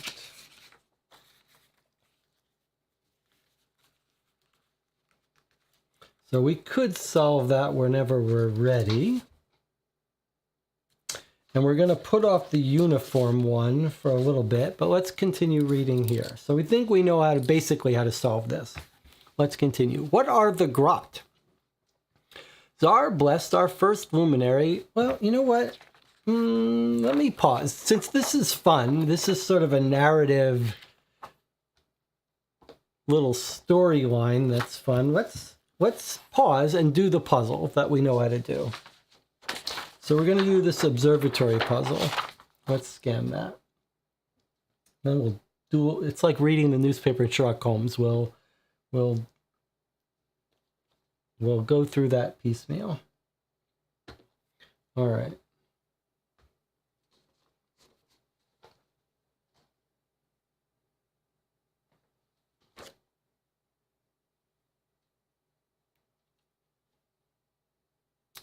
All right, so the password for this, no caps, all spaces, no spaces, is O-B-E-Y. As the lock gives way, you open the door cautiously. Above your head is a large dome, and in front of you is a huge telescope that dominates the room. Nearby, the walls are lined with posters about various constellations and other astrological phenomena. As you examine the telescope closer, the intercom clicks on, and you again hear the coughing man. Outsider, you now stand in the observatory where the watch was kept on the skies above. The observation team held 5 tasks: observe, report, warn, document, and prepare. Only the most devoted were chosen to join the team. Continue your trial, outsider, and we may meet in person. Okay, so 5 tasks. So it sounds like we're getting little doses of these numbered thing. 3 things you need to go travel, 5 tasks. Like at the end, we're going to put all these together to solve the final puzzle. Let's just write down these 5, although I'll save it so we can come back to it more easily. 5 tasks. Observe, report, warn, document, and prepare. Okay. All right, 3 more puzzles left according to the map. And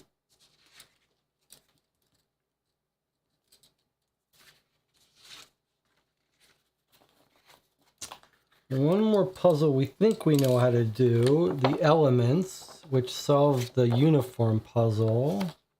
But we're going to wait for that for our next break so I can find a nice square piece of paper to copy. Okay, let's continue reading this book then.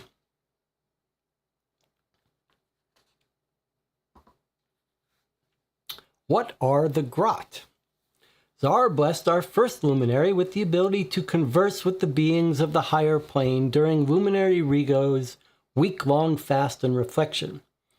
It was revealed to him that amongst the dwellers of the stars existed 2 races, the Zarians and the Grots. The Grots were malevolent beings whose sole purpose was to destroy. Luminary Rigo's visions began while they were planning the destruction of the human race.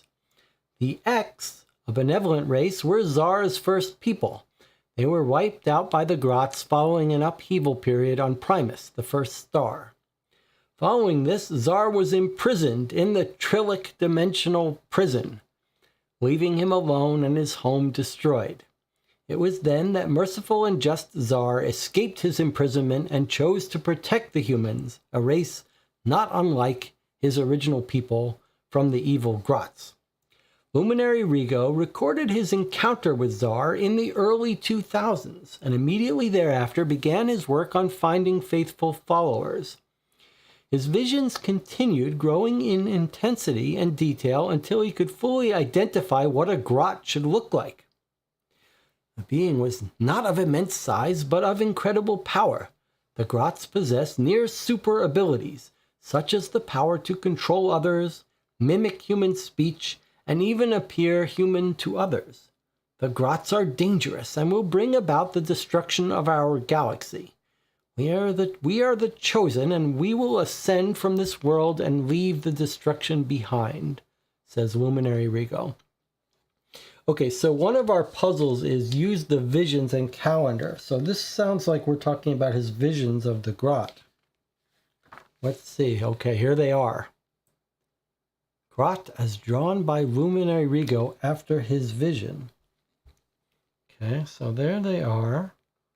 They look identical, like Xerox copies of each other. I don't really see any differences.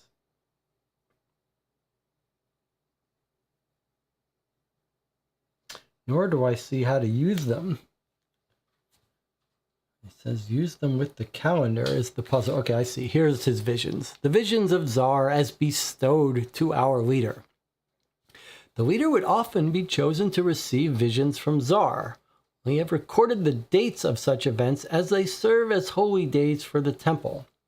So at the month of Fira, 259, 1216, and so on.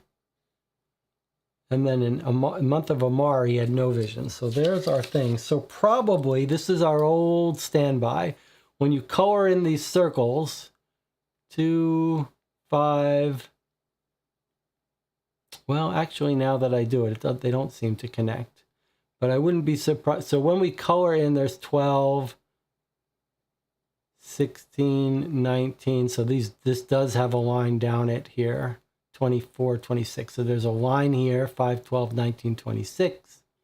So maybe these are going to spell out numbers or letters. Okay, so I'll tell you what let's do. Why does it say we've only been filming for half hour? Is that right? That we've only been for half an hour this session? I was thinking I would Xerox this and get us a square piece of paper. Did I switch to a view that reset it, or have we really only been going half an hour in this session? All right, well, let me continue through here then, if we've only been going for half hour. Place for your notes. The end is coming. Join us. All right, do we see any of our people here? Or is this just a generic clip art cult? Just out of curiosity. We were hired to find Shelley. John says, maybe we can use the dry erase markers for the calendar. All right, shall we try it? I'm a little doubtful about it shifting, but maybe we can. Let's try it. Shelley, is that Shelley there? And the husband here, I'm not sure he's in it. He looks a little older than these guys, but that could be Shelley. I'm not sure. Who's good with faces? All right, it's not important. Let's see if we can solve the puzzle with the dry erase. The calendar with the dry erase. Okay, where's our thing here?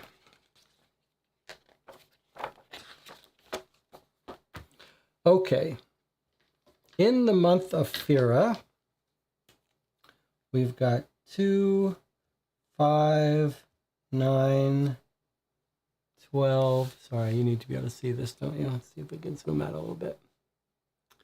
Okay, 2, 5, 9, 12, 16, 23, 24, 25, and 26. 19 also and 19. Okay, so there is our first shape. In bow, we have 2, 3, 4, 9, 16, 17, 18, 25, 30, 31, 32. Okay, clearly this is the right thing. 3, 4, 5, 10, 17, 18, 19, 24, 31, 32, 33. Use. Okay, now the month of Ono. 2, 3, 4, 9, 16, 17, 18, 23, 30. Use F. 1, 8, 15, 22, 29. FI. Okay.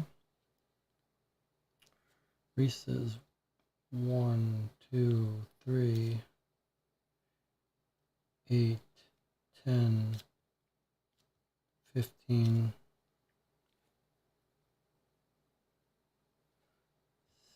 16, 15, 16, 17, 22, 16, 17, 22, 23, 29.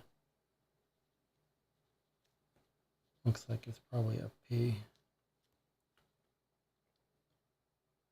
31. Oh, that's an R, I guess. Bori is 2, 3, 4, 9, 2, 3, 4, 9, 16, 17, 18, 25, 30, 31, 32. Use FIRST. This is surely going to be first. 2, 3, 4, 11, 18, 25, 32. Use first. Then we've got 2, 3, 4, 2, 3, 4, 9, 16, 17, 22, 23.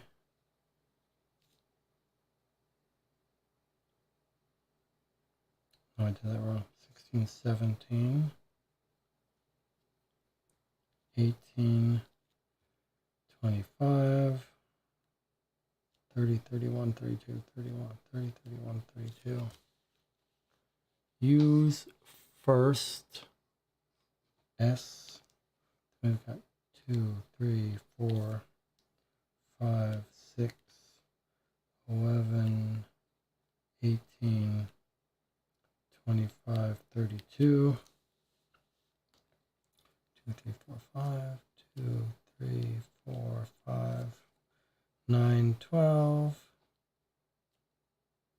9, 12, 16, 17, 18, 19, 16, 17, 18, 19, 23, 26, 30, 23, 26, 30, 33. That's an A, I guess. Then we've got 1, 2, 3, 8, 10, 15, 16, 17, 22, 23, 29, 31. Use first star is what it says.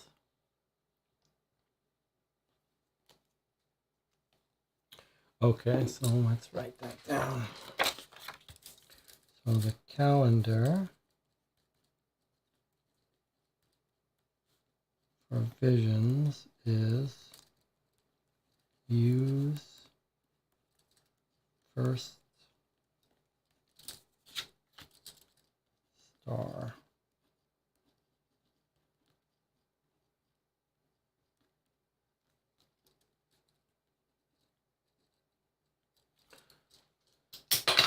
Okay, well, that worked quite well with the dry erase. Well, that was a good idea, Jonathan, and good idea, Deadbolt people. All right, we don't need this anymore. Just put this aside.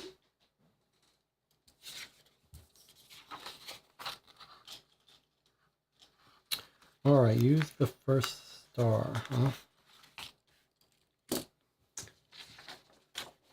The puzzle says use the visions and the calendar. These are the visions, and the calendar says use the first star. It's not clear exactly how to use that, though. Like, it doesn't want us to type use the first star. It wants us to find the first star and use it. What would that be, the first star? We don't know yet. Okay. So we do think we know how to use these things, and we think we probably know how to translate a bunch of this. Not this yet, though, but possibly this, actually. So,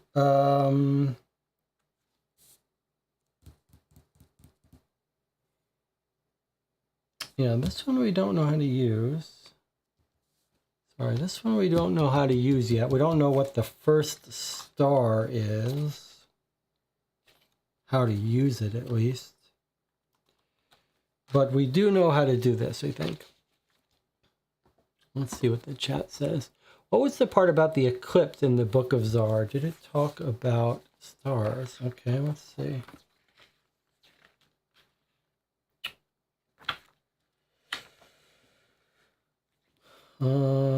Okay.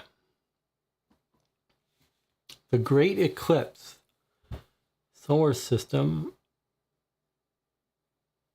Sacred of Days. On this most sacred of days, we view the tape the luminary recorded of the sacred lights and meditate on what they signify.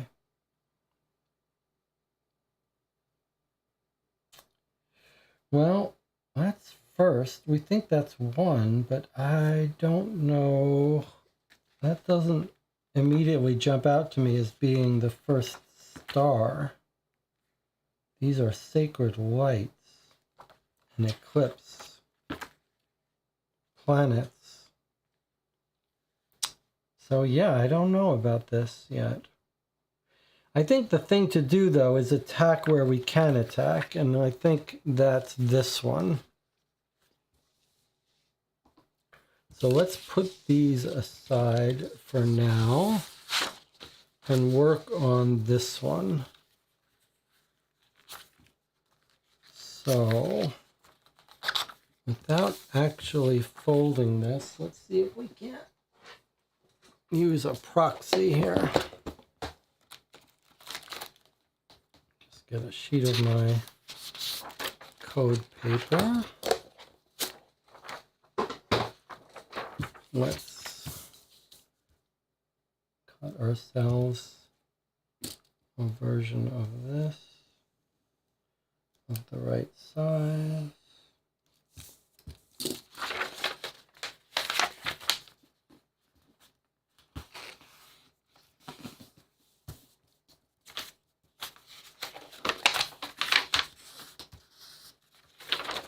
I've got scissors somewhere.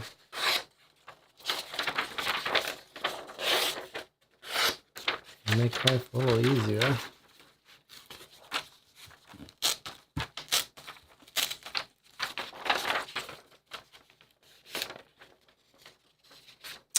So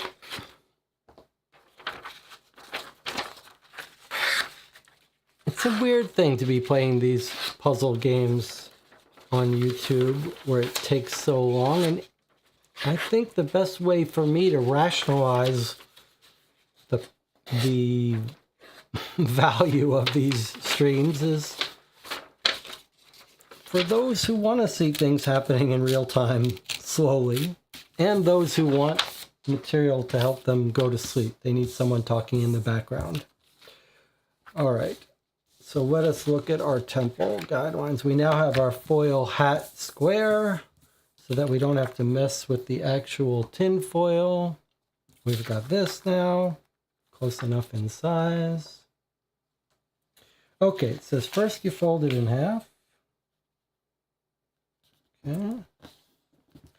Then, with the open end at the bottom, we fold these corners in. And we get something like that. Close enough, I suspect.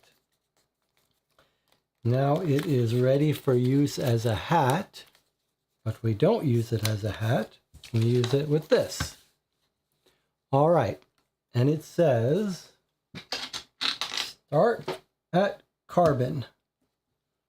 The original life chemical, the original start at the element of our old bodies. Okay, then it wants us to go through this pattern. Okay, let's see if we can, what's the best view for that? Okay. So let's try to do it. Okay, so the next step is the two, what are these? They're sort of like Blue Oyster Cult symbols, but right side up. There's probably a name for that symbol. It's right here. The question mark crosses. And if we put this on these two, it points to a G. Now, the only thing that troubles me is there's no... Where is the G? Maybe it does look like it's supposed to be up, not down. If it was down, it wouldn't point to anything. Okay, it seems to me like it's sure pointing to that G. But I assume this wants us to go to the element G, What is G? Is it gallium? Is there a G? GA is gallium. Is there a pure G? I would have thought it would be really adjacent, tracing a path. Well, let's just write it, because obviously start of the element of our old bodies.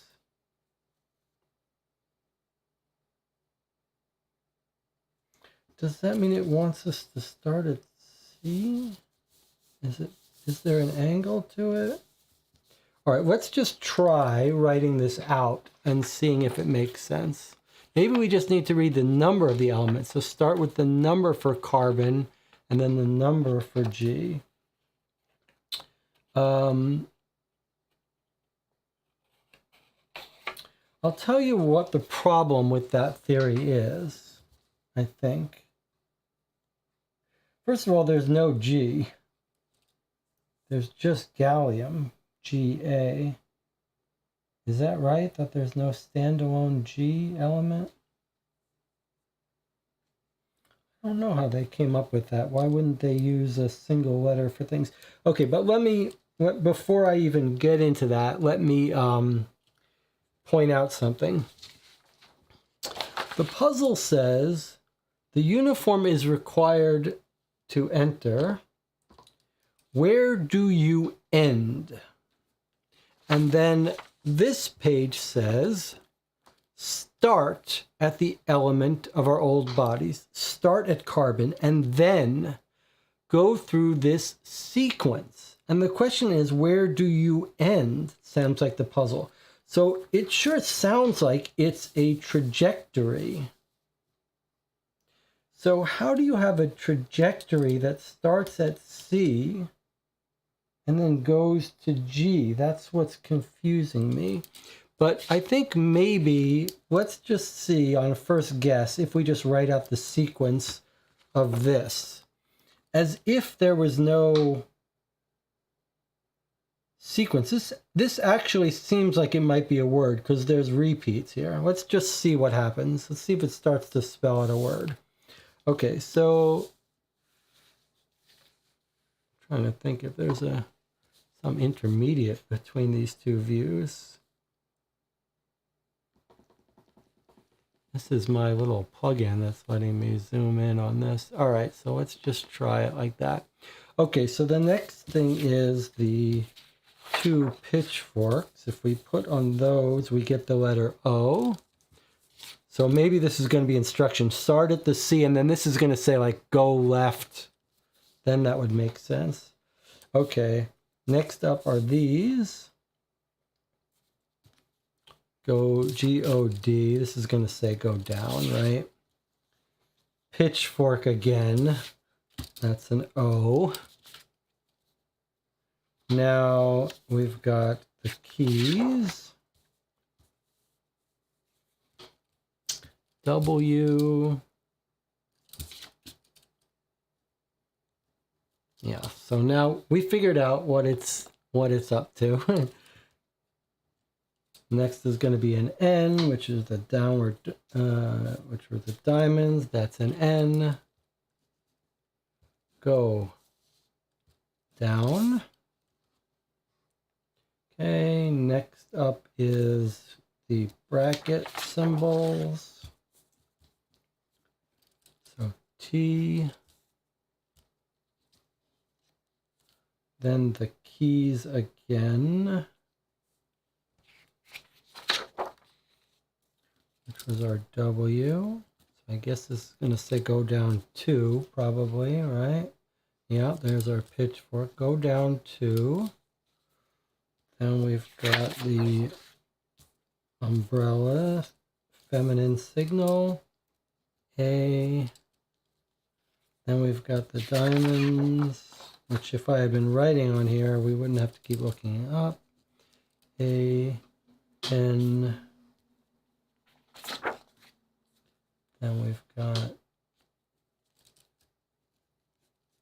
and then we've got the 24 symbol. L. This is surely going to be left. We've got the little H.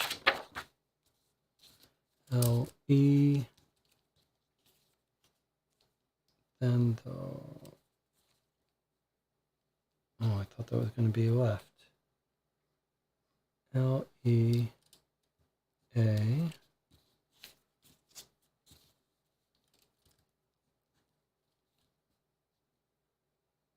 Did I do that wrong? L-E-A. T is the square bracket.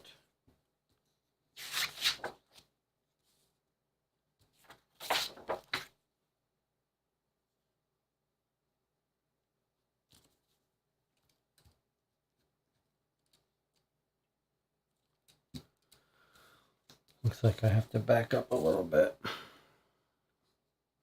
Where did I leave off? Sure, the channel's screaming at me now. A N D. Okay, there's our AND is there. Then 24 symbol is our left, is our L. Okay, then the H symbol is our E, lowercase h. Okay, then the female signal symbol is our F. Yeah, okay. So I just skipped my position. Very common for me to skip positions. I should develop a better system for keeping track. F, and then this brackets are T, and then the female symbol again.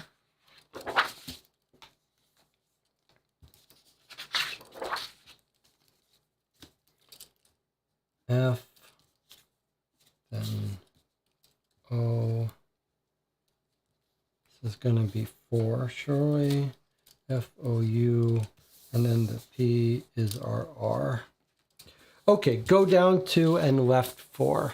So there we go. So starting at carbon, we're going down 2 and left 4. 1, 2, 3, 4. Nickel.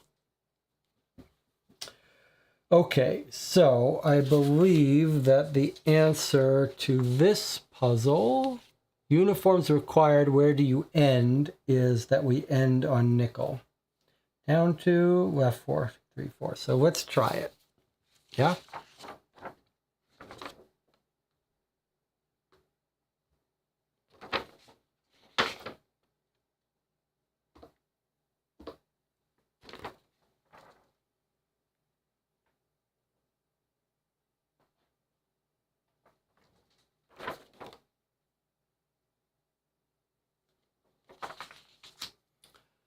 All right, living quarters, and we think the answer is probably nickel.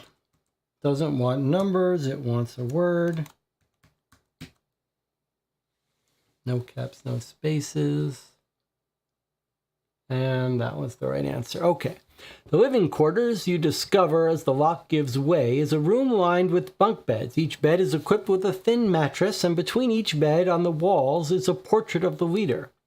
The intercom pops with static, causing you to jump. Outsider, the living quarters are a gift from the luminary. Each follower was gifted a place to sleep for the 6-hour requirement each night. You may very well receive a place of your own if you pass your trials. Okay, so 6-hour sleep.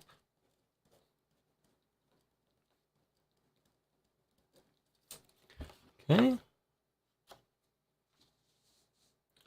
4 days, 5 tasks. So let me save this without its protection.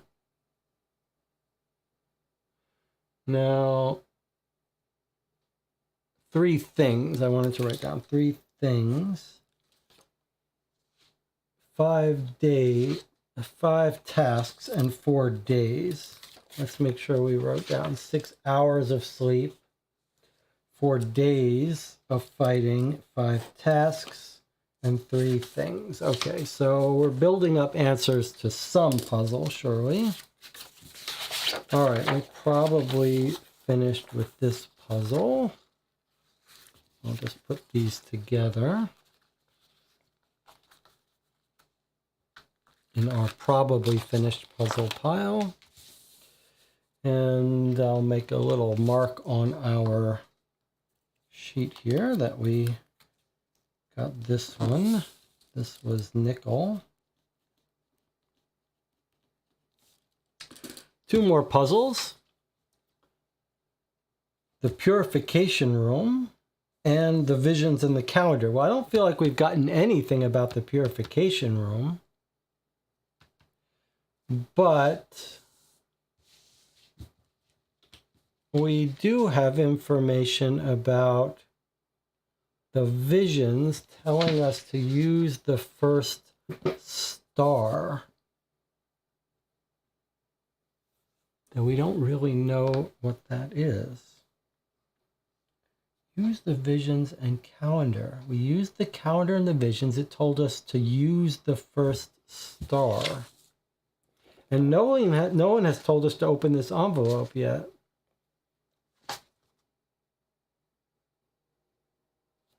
All right, so however, it says, do not open until instructed to do so, but it looks like the puzzle to open it is to solve this. Pass all the tests. Tell me the numbers you gain from the luminary's lessons. Use the library, the classroom, the luminary hall, purification room, living quarters, and observatory. So once we solve all of these puzzles, each one has a number. So all of these, 5 tasks, 3 things, 4 days, 6 hours of sleep, are actually, we need to remember what room they came from. 1, 2, 3, 4. So we've got 4 of them, but we need to do all of them. So this is only going to unlock after we've solved all the puzzles. So that's fine. There's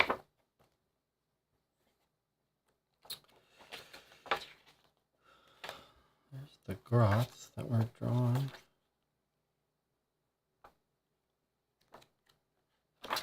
So 2 puzzles. A true follower will know how to act. So we know, using some logic, we know that none of the items in this envelope can be used to solve these 5 puzzles. 6 puzzles. 1, 2, 3, 4, 5, 6. Yeah, so this is not going to contain the answer to these puzzles. It has to be with the information we already have. We do still have these that we haven't done yet, so I guess that's what's next. We still have the message to decipher and the string of numbers. Yes, okay. All right, so purification and library. Do any of these jump out at us as saying they're about purification? Not really. But we think we know how to do some of this, and I still wonder if any of these have to do with this. And let's not forget this. Like this symbol, X, you could see how this would point to things. So it's possible we may need this. But we think we have enough to start to work on deciphering at least this. So that's what we'll do, but we'll take a break first. I'll see you in 8 minutes.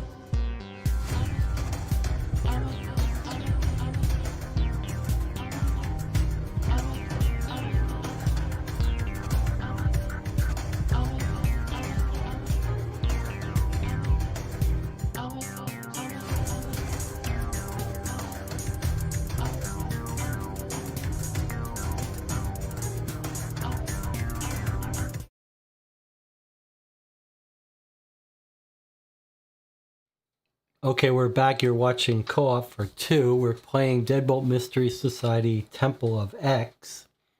We're 3 hours in.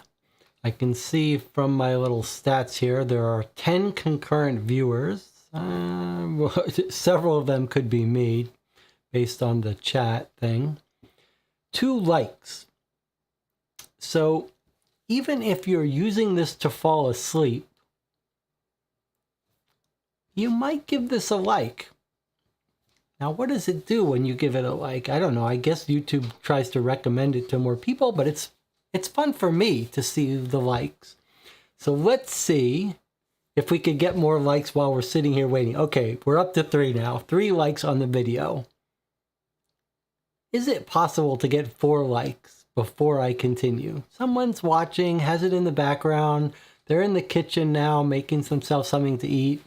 There you go, up to 6. Okay, so I can see it makes a difference if I ask for people to click the like. That's a good lesson for me. I might consider start asking for it more.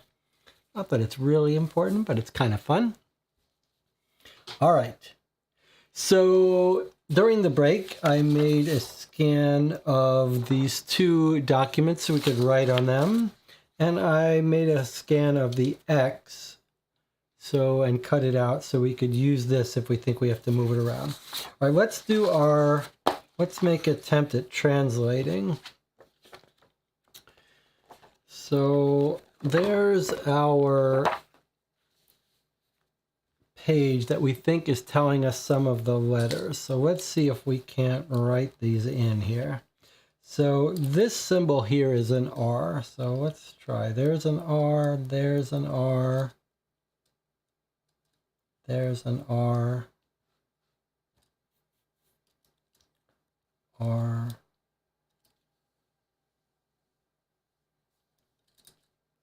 R.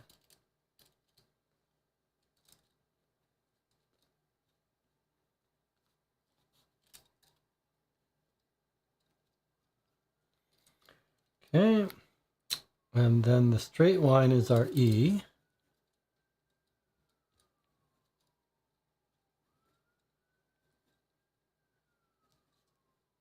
Our R.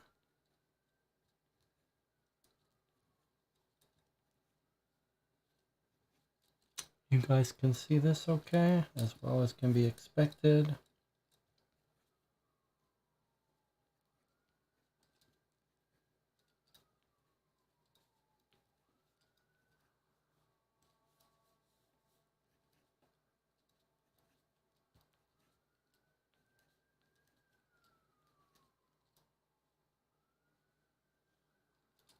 Can't tell if that's one or not.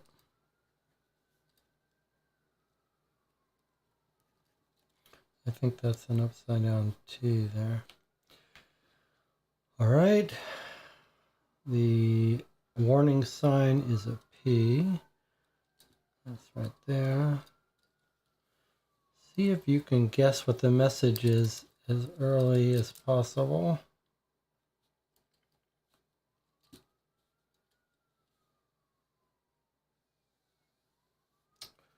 Okay, not many of those. And N is the circle with the plus. N, N.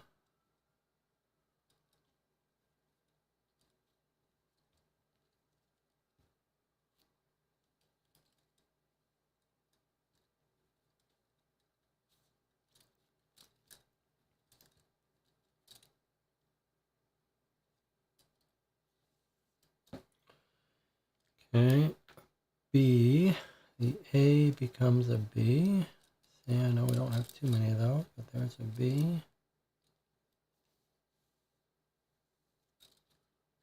There's a B.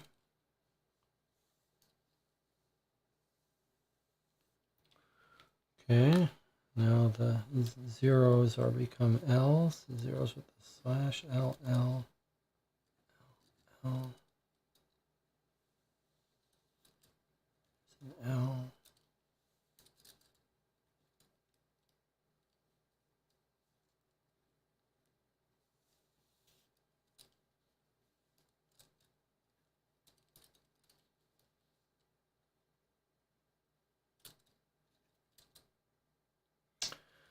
Okay. You can probably guess a whole bunch of these letters based on their context, but let's fill in. We've got a couple more common letters here.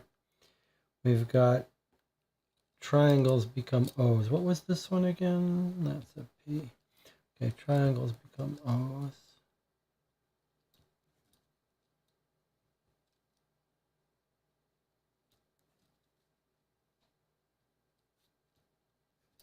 What's a P?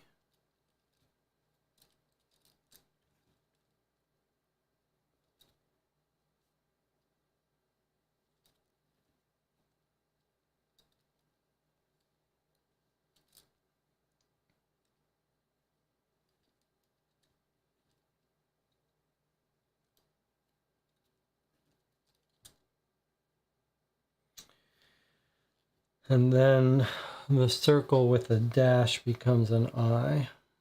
Should have a bunch of those.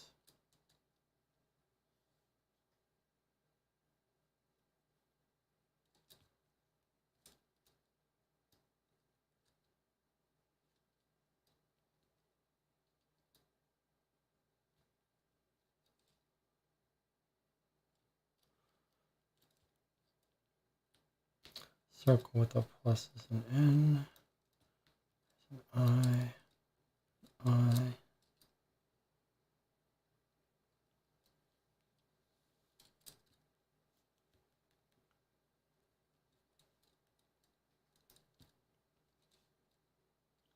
Okay, so there's our known letters.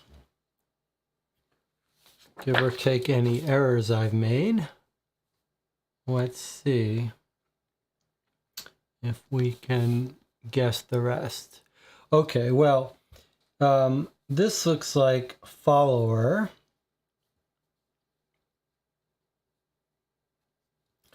So there's not many words this can be. So I'm guessing this is an F and this is a W. I've seen a bunch of these. So let's do that. Confirms that that's a W. Will. So let me just fill in the rest of those W's. I know there are a couple of them. There's another W for below. That makes sense. There's another W. W will. There's a W. W. Lots of W's in this document. More than you would expect just on normal statistics. And what about more upside down T's becomes F? That makes sense. That's an F. F. Any more upside down T's? No. All right. So what? A single letter. It's not an I. It could be an A. So that's probably an A, right? A. What's this word? I'm guessing that's an A. That should be very common if it's true. Yeah, that's definitely going to be an A. Not that many letters that can start be their own word.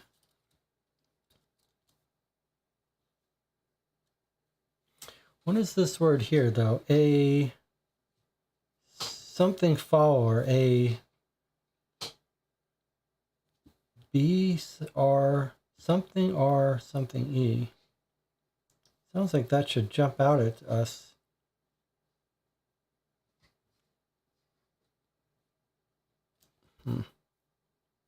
Let's catch it somewhere else. This is probably a V over. I'm guessing that's a V. Well, this is surely going to be place. I guess it could be something else. It could be plate. Could be something else. Whoa. This is probably going to be is, but it could be in. Is seen. So this is probably S. so that this can be is seen. So let's fill in the rest of the S's. That's going to be an S, S. You would expect it to be common, S.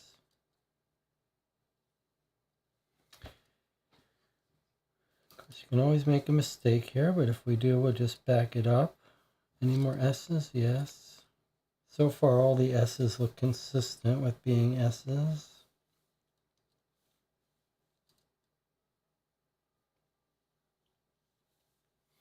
All right, let's look in the chat and see what anyone else wants to contribute to it. Jesse, check. A true follower will use. True. Excellent. Good work. Okay, let's go back. So T's, the X's are T's. Let's fill in those. That's T, T, T. I think we've almost got it with that T as an X. Seems like we've almost got everything. Lots of T's here. T, T, T. Wow, so many T's.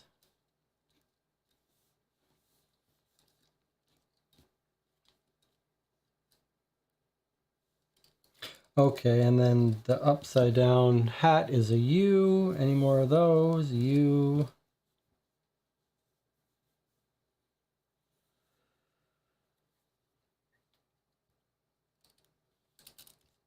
There's another U for U's. There's a U. A true follower will use the, so we know that's going to be an H. That W can turn into H's. Let's see if we got any more of those. There's an H. H. H. H. H.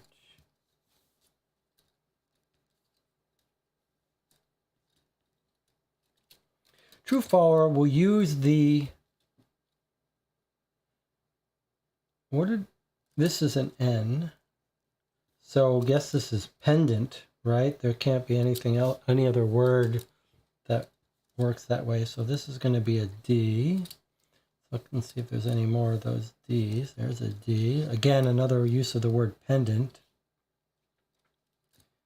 D.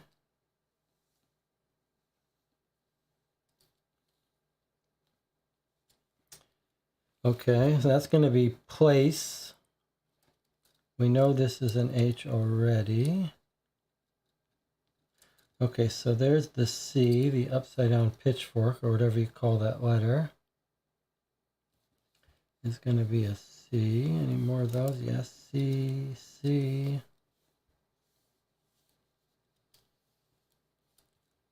C. Circles, lots of talk about circles. All right, well, we already knew that was an L. True follower will use the pendant. Place the...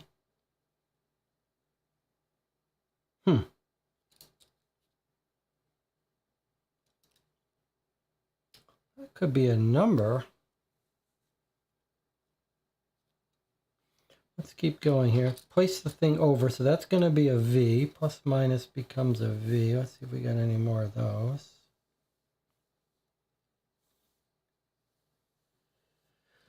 Okay, place the thing over the... We said this W was an H. Over the number, so that's going to be an M. The triangle with a frown is an M.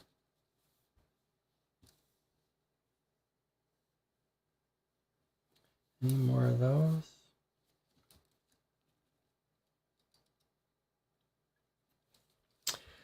Okay, true follower will use the pendant. Place the something. Oh, you know what this is going to be, don't you? This is going to be our X. This is going to be our X from this. Place the X over the numbers. That's a B here. This is going to be shown below.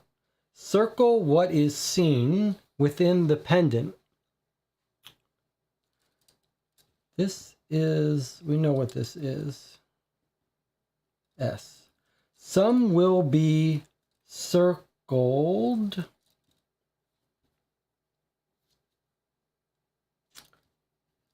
twice. Use the red from left to right, starting at the top. Use the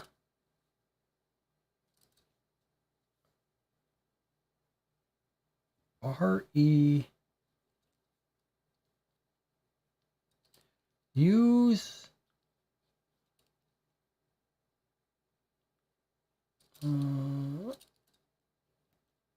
these. Read from left to right, starting at the top. Okay. True follower will use the pendant. Place the X over the numbers shown below. Circle what is seen within the pendant. Some will be circled twice. Use these. Read from left to right, starting at the top. All right, well, we place the X over the numbers shown below. I see. So these numbers on this sheet. Now, we have to be careful when we make copies that we haven't changed the size of things. This looks about right to me, I think. So, I mean, about might not be good enough. This looks exact to me, so we're going to try to use that. All right, and then the question is about this pendant, because clearly it wants to know what's inside it. So we have to, since I don't have the circumference, let's see if it works. Okay, so true follower will use the pendant. Place the X over the numbers shown below. Circle what is seen within the pendant. Some will be circled twice. Use those. Okay, so if the first number is 1, I think it's saying we do this.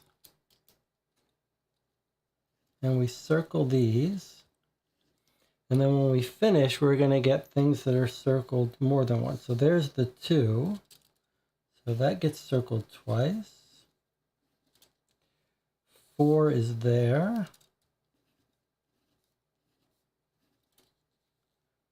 5 is here.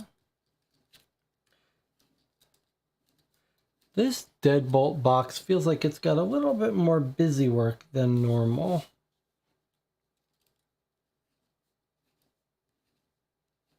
Normally, they don't like to make you go through so much brute force work.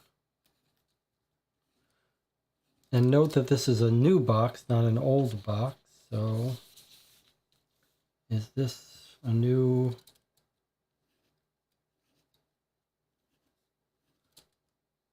decision of how they're going to do things? 10, 15.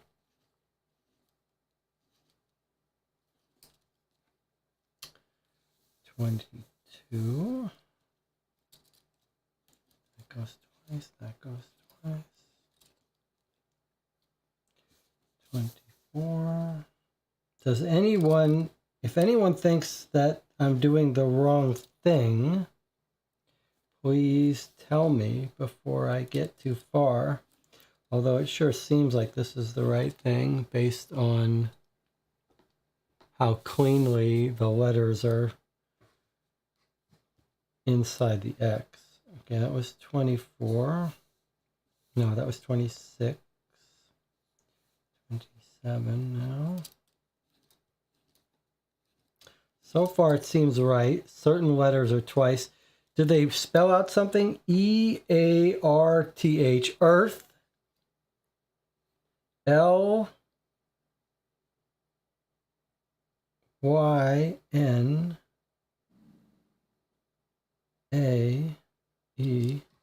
Surely it's saying Earth, but I don't seems like I got to keep going here. We did 27. Okay, 33.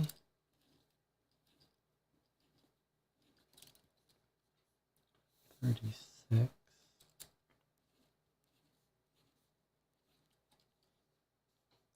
You guys can see everything okay?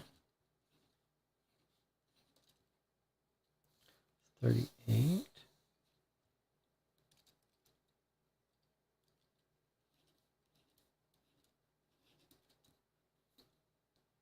You can tell me what it's spelling out.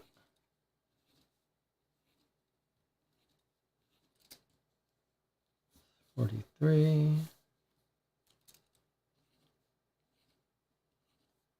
45.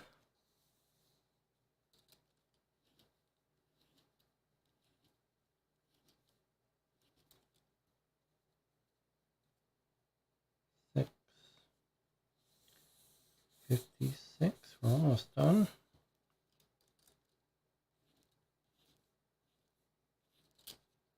57.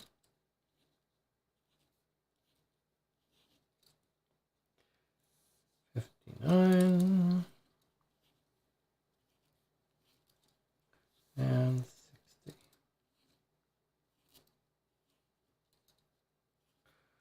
Okay, so if we look at our doubles, we've got EARTH,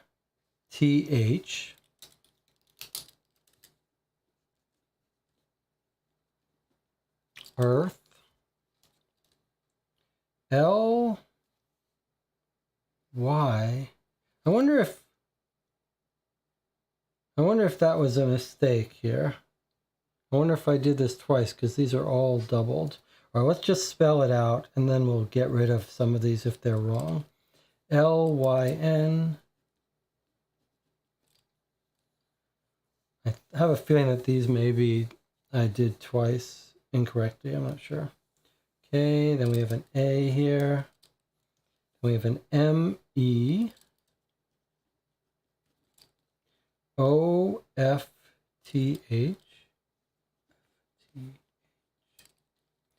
EHO. EHO. SN. NE.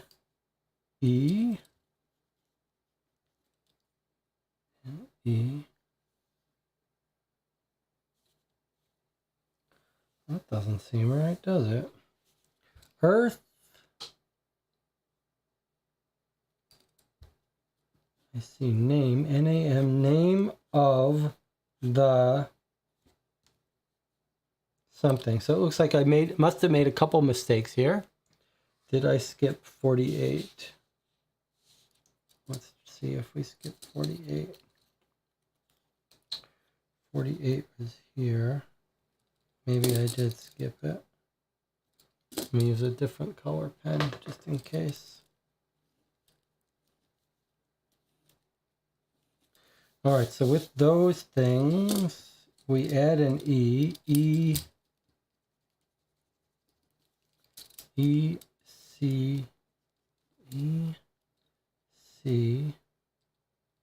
H, O. Then we have S, E, N. And then there's going to be an O, chosen one. Okay, let's see. Earth. Then it looks like something was done wrong here. Earth, name of the... Oh, that's the thing. Of the chosen one. Earth, so what happened here? What did I do wrong? LY. Is it this? Is it these or none of these? Is this not duplicated? Earth, name of the chosen one. That's what it is. So L and Y were mistaken. I must have come and done 15 twice or something. And this is saying the Earth name of the chosen one. Well, we know who that is, Neil King. Okay, so thank you for finding 48 And here we just had a little, I must have put myself over 15 and done it twice. So Earth name of the chosen one. Okay, so we think that's Neil King from our story.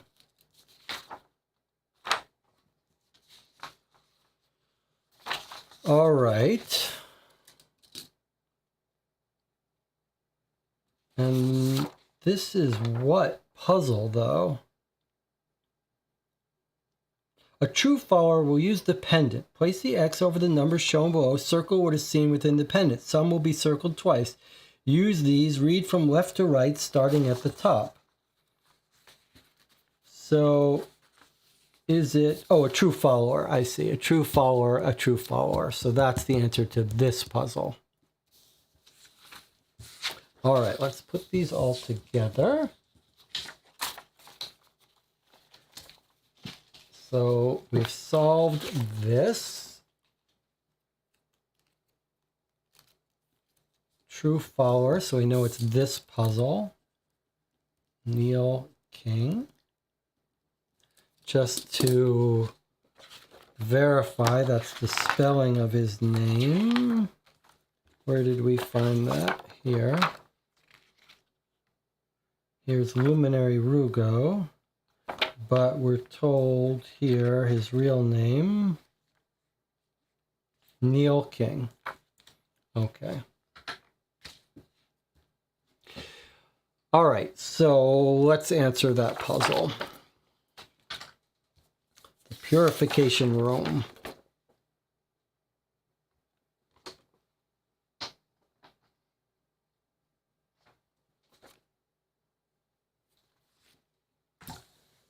All right.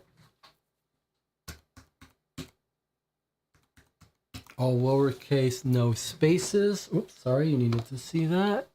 Okay, let's open it. Yes, that was the right answer. We're gonna save it with no protection. Opening the door, you're not sure what to expect given the name of the room. Inside, you find a golden X on the wall and a few empty tables, nearby a shelf of binders labeled Purification Reports. The intercom clicks on with the familiar voice of the man. Outsider, you have managed to gain access to our purification room. Impressive. The room was used to cleanse followers of negative energy so that they may absorb Tsar's blessing even more potently. First time you are purified, the leader is present and always recites this invocation. Tsar, we welcome this new follower to your temple. Purify them so that they may enjoy the seven blessings you bestow. Continue your trials, outsider. I will be watching. Okay, so it's the 7 blessings, and let's start writing these into the rooms. Yeah. So the purification room has 7 blessings. Let's see what else we got. The living quarters was the 6-hour requirement for sleeping. That was the living quarters. That was a 6.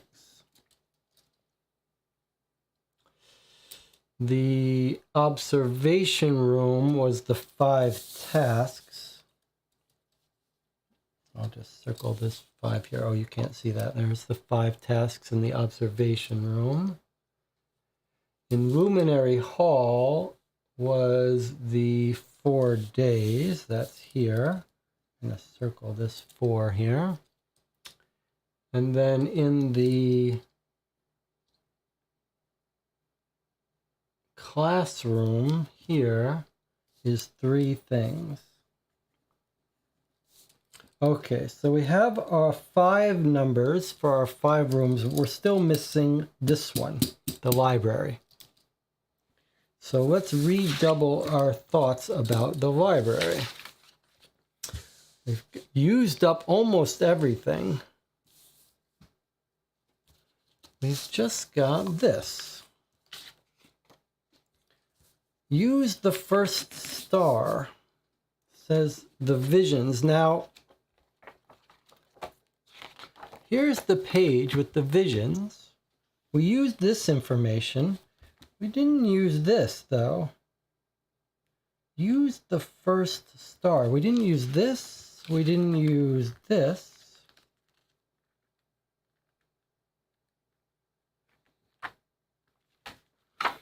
We do think this is the number 1, so this almost makes you think it's this. But this says the lights. Meditate on what they signify.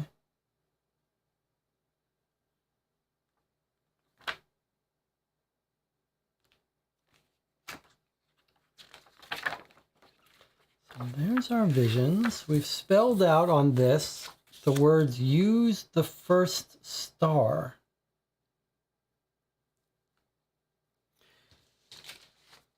The only clue we've got here is that use the visions and the calendar. Use the first star.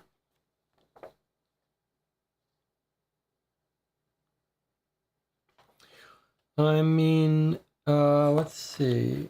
Commonly known blessings after the ascension. Da, da, da, da. Did that audio mention stars?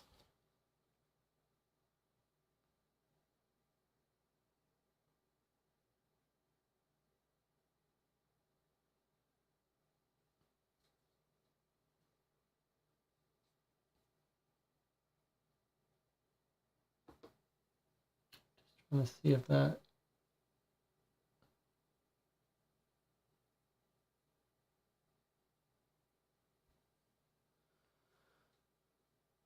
First ship takes a position at the top of the world. There's no real mention of stars here. Use the first star.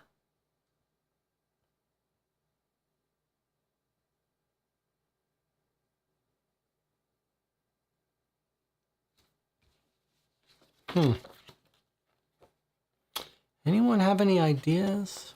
John says, does the part about the eclipse name Czar's home world sun? I don't remember. Yeah, let's take a closer look at this stuff.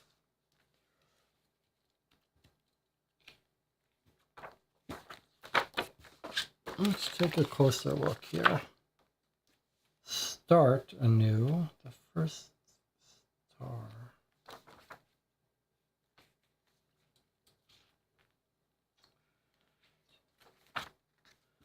Czarist. Let's read this together. Let's see if we can't find a mention of a star. Coming aliens, the fallen ones. The Xarian homeworld is only part of a solar system made up of other uninhabited planets. The great eclipse. So if it's a solar system revolving around a sun, then this would be the star. And it has got a 1 under it. But I don't know how we would use it, though. Let's see. This is the most sacred of days. On this most sacred of days, we view the tape, the luminary recorded of the sacred lights, and meditate on what they signify.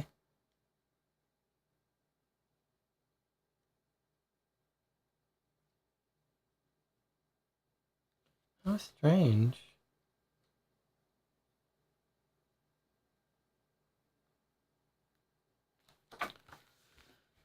There is the uniform. What are the grot? Okay. The grots were malevolent. Sole purpose were to destroy his race. Upheaval on Primus.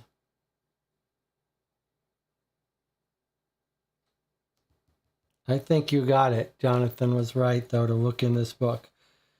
The first star is Primus. Are there pictures of stars on the back of the booklet? There are, but it's too many. I think you were right, though, that it mentioned his star, and there it is. Primus the first star.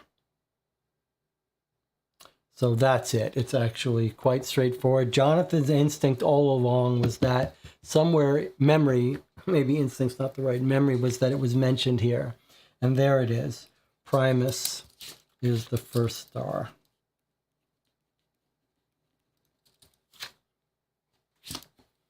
Okay, so we believe we know the answer here.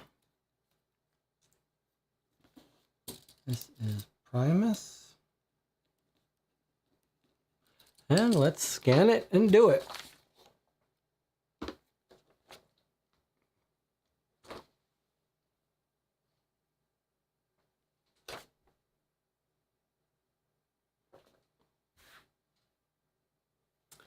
All right, so we say it's Primus, all lowercase. The lock on the door opens once the word is entered, and you cautiously push it open, not sure what you can expect in a place like this. The room beyond is indeed a library. A cursory glance at the small shelf of books is filled with mostly sci-fi novels, interspersed with other books written by the leader. You're startled as the intercom again comes to life. Well done. You may very well be a true follower of Tsar, or you may just be lucky. The other tests will soon reveal the truth. For now, I offer you this quote from our dear leader's writings about what star our new home will be. Excuse me. The planet near the star, Primus, is unfit for colonization. It would take 5 years of terraforming for Tsar to make it suitable. Continue your trial, outsider. I will be in touch soon. The intercom clicks off and leaves you alone again in silence to continue your adventure. Okay, so we've got a number here, 5. We now have numbers for each of our puzzles. So, our envelope says, pass all the tests and tell me the numbers you gain from the luminaries' lessons. Use the library, classroom, and so on in this order. So, the library code is 5. The classroom is a 3. Classroom's 3. Library 5. 5, 3. Luminary hall is a 4. Purification room is a 7. The living quarters is a 6. And the observatory is a 5. So there's our digits. Does it want digits? Yes, it says digits only. All right, John says we need to vote if there's going to be dead cultists on the other side. Okay. It's time to vote. For all of those of you who are asleep in the background, time to wake up and vote, or stay asleep if you don't want. Type vote and then what you think we're going to find behind this door. You can see it's a door. It's a locked door that we're opening up. So do you think we're going to find dead cult members, live cult members, or are we going to find Tsar and aliens?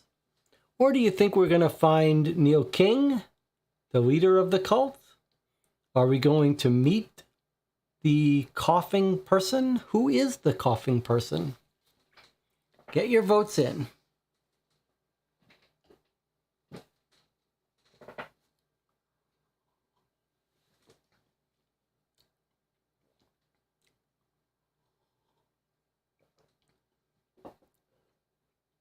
Nicholas says we're going to find some loot, like all their money.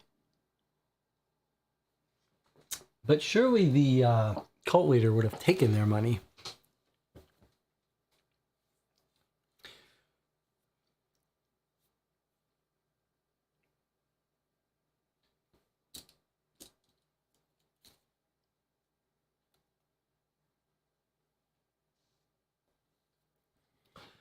So far, we only have 2 votes. Well, we won't stay here for too long. 30 more seconds to get your votes in.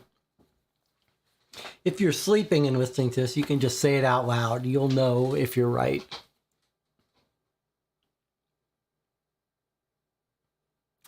But if you go on record, you could become MVP of the stream. I'm going to guess. Let me think. We've been sent to find these people, including a young woman. How dark does the Deadbolt Mystery Society want to be? I think we're going to find them like barely alive. Trapped, and he's escaped. Though I don't know who this man is. Okay, that's it. Votes ending. 2 people have voted. Let us find out what is behind this door. Guess I don't really need to save this. All right, here we go. Is it time to take a break first? I guess we'll open it. We've taken enough breaks. Feels like we should take a break before this moment. Although it's not the solution. Tell you what, let's take a 5-minute break. And then probably we may take a 5-minute break before the ending. Rather than take an 8-minute break, we'll take a 5-minute break so we have a little bit of suspense. We'll come back. I'll see you in 5 minutes.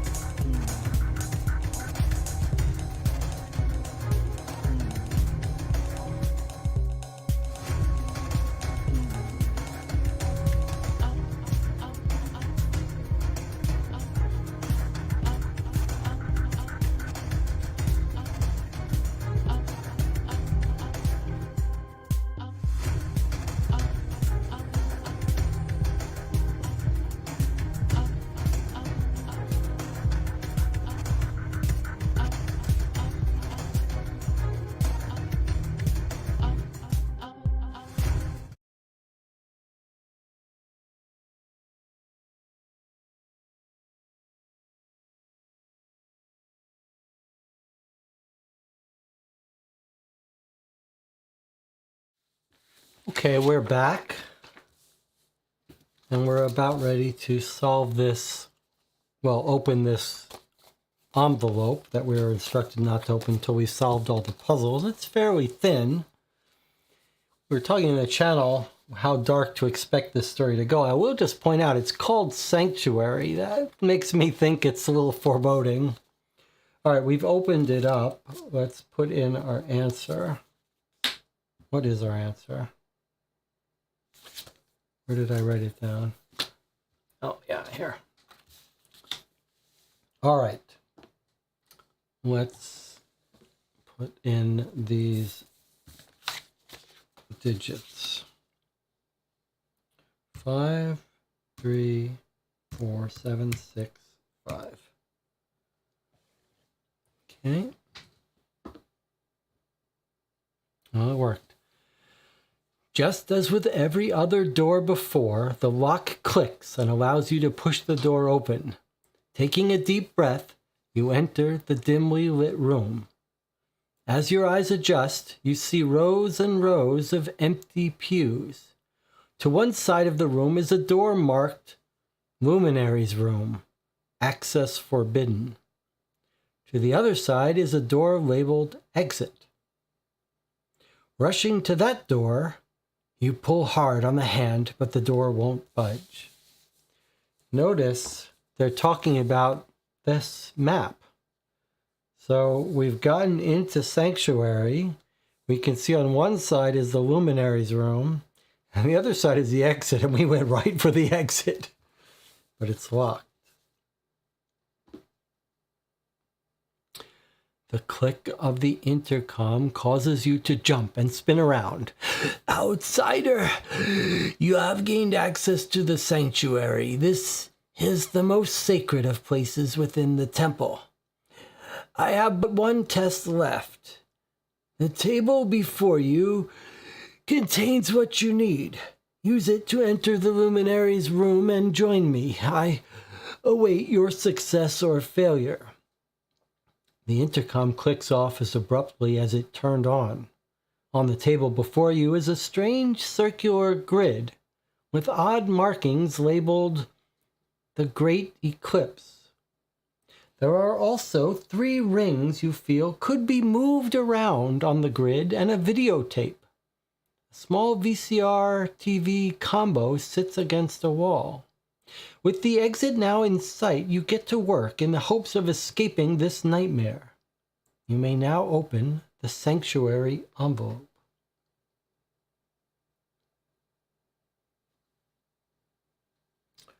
All right, so it absolutely sounds like it's talking about this page that we read about the recording of the blinking lights.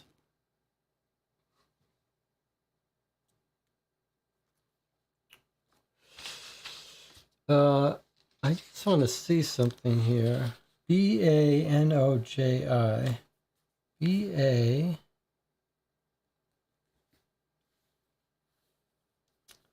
Suppose you could say N-O, but no J-I. Okay, I thought they might be related to months.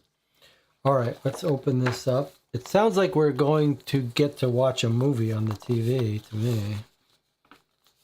But let us see.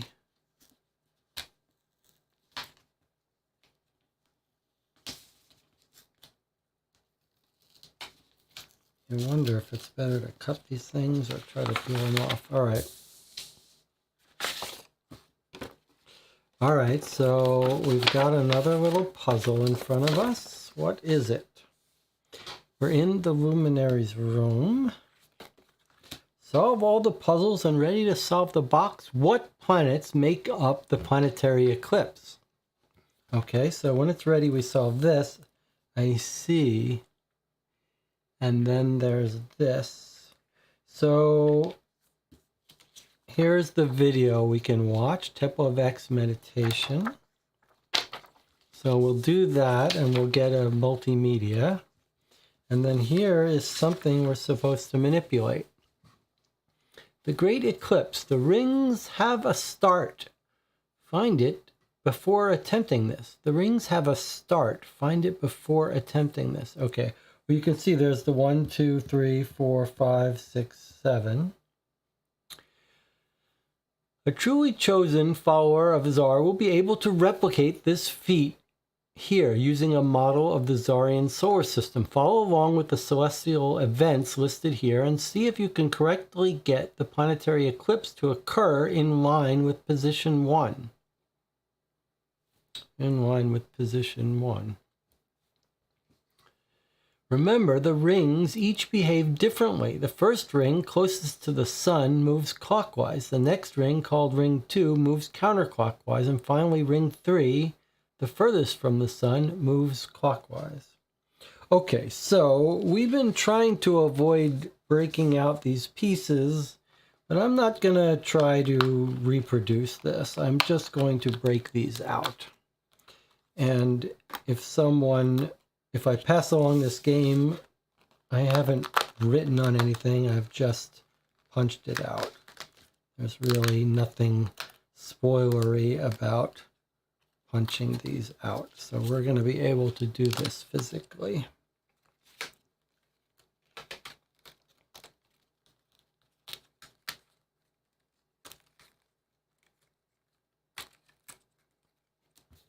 All right, so let's put this stuff aside.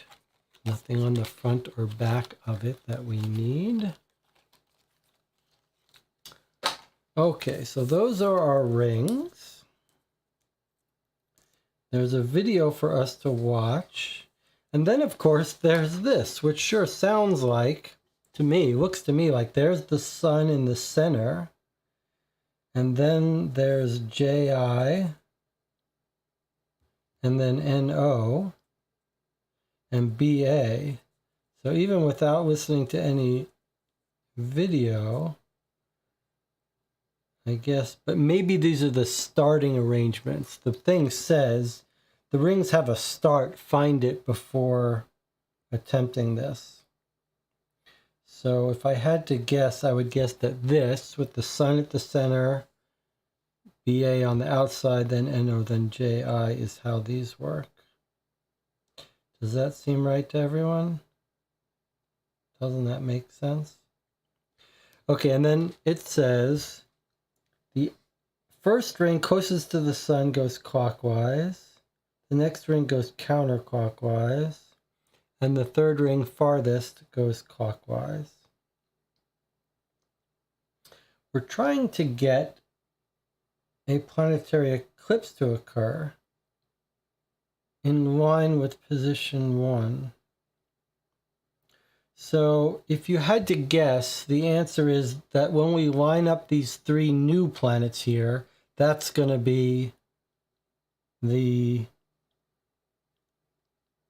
that's going to be our answer, our 6-letter answer, and that this is the starting position. Does that make sense yet? All right, so let's watch our video, and hopefully I'll be able to hear it along with you. All right, let's see.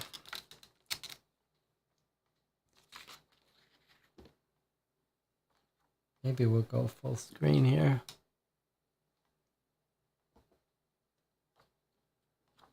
Let's try my new thing here. Okay.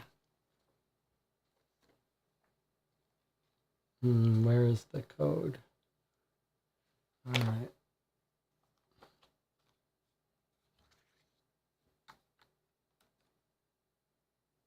I need to have some way to test my audio before I start playing. I don't hear anything. All right, so pause it. Oh, you don't hear anything either. There's no audio for you to hear. It's just colored lights.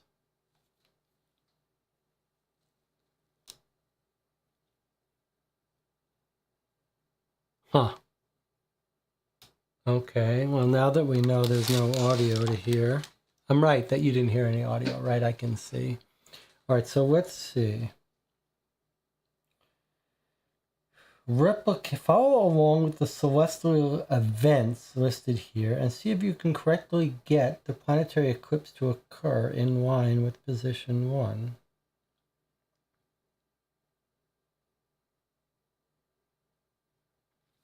Let's look at it again. I mean, these things are colored. Let's see what colors we get. Maybe we should write them down. Oh, what's the story here? On this most sacred of days, we view the tape the luminary recorded of the sacred lights.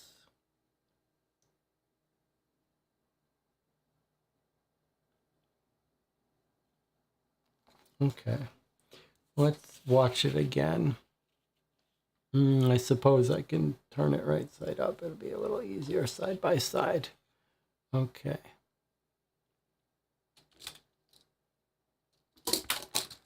Okay. What have we got?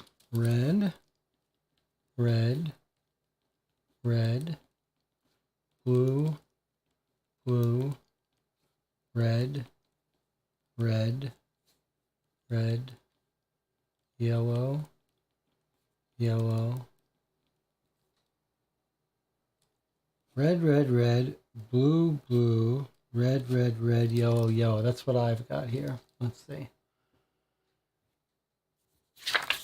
Red, red, red, blue, blue, red, red, red, yellow, yellow. And was that, were they different sizes? I almost felt like that last yellow was the smallest. Let me just see sizes here. Red, red, red, all the same size. Blue, blue, red, red, red, yellow, yellow. No, they're all the same size. Red, red, red, blue, blue, red, red, red, yellow, yellow. Okay. Interesting.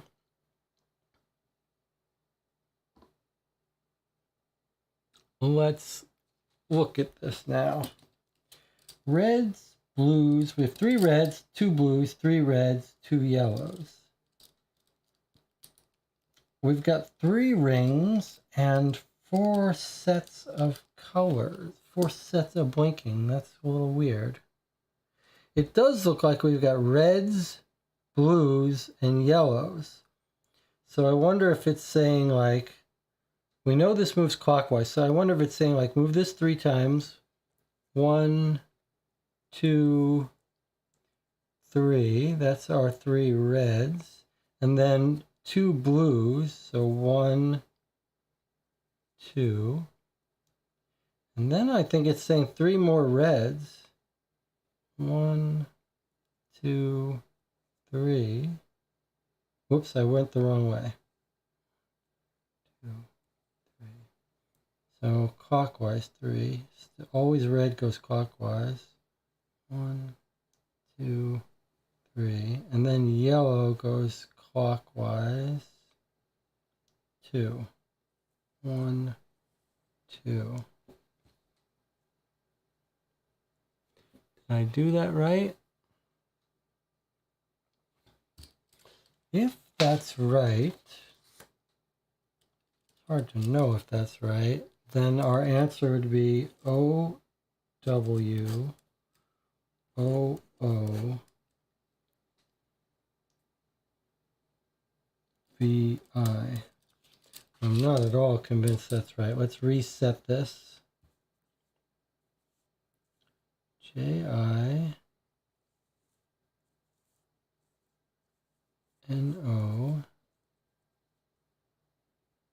JINO, and then BA at the top. All right. As long as the red wound up at the right spot. Let's try it again here. BANOJI. That's our starting stuff. Okay, 3 red clockwise. So 1, 2, 3. Then 2 blues counterclockwise. 1, 2. Now 3 more reds clockwise. 1, 2, 3. And then 2 yellows clockwise. 1, 2. So yeah, OWOOVI.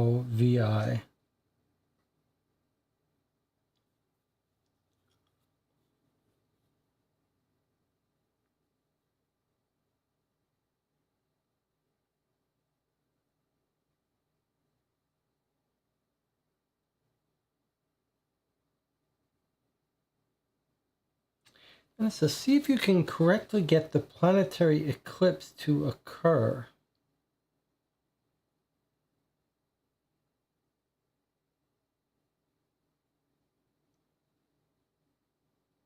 In line with position 1, which is surely this position, because we remarked that the page numbers have that as looking like it's page 1.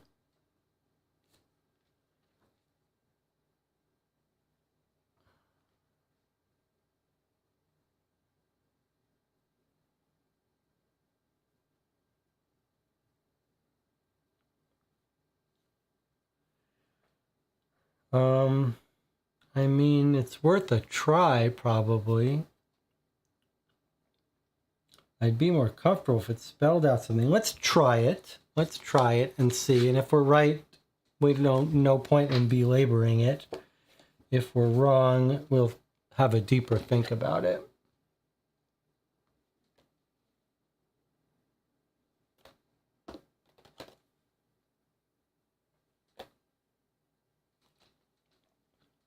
All right, no caps, no spaces.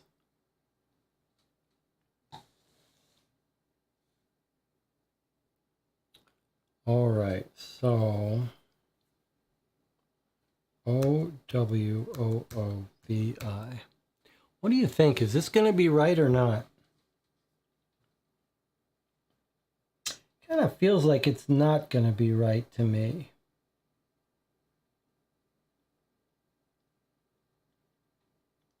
Just because it doesn't feel like we had that much reason to do it, although it does say rotate this way. Okay, let's find out. Ready, go.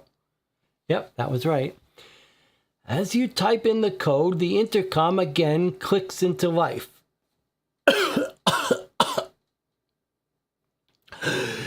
You have passed. Let me welcome you in person.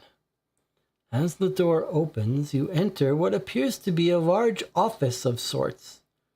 A huge painting of the leader rests on the wall to your left. You may now open the solution envelope. What are we going to find now? Everyone's sticking with their vote of what we're going to find here. Loot, dead bodies, aliens, the leader. Is this guy coughing the leader? I'd like to hear the votes on that. Let's have a quick vote. Who do you think the coughing man is? This almost feels like, wasn't there in the X-Files a smoking guy? That was I never really watched the X-Files, but I remember there was some smoking guy who was the conspiracy thing or something. All right, what do you think? The coughing guy, why is he coughing? Is he the leader? Get your votes in. Who do you think he is? Is he an alien? Is he the leader guy?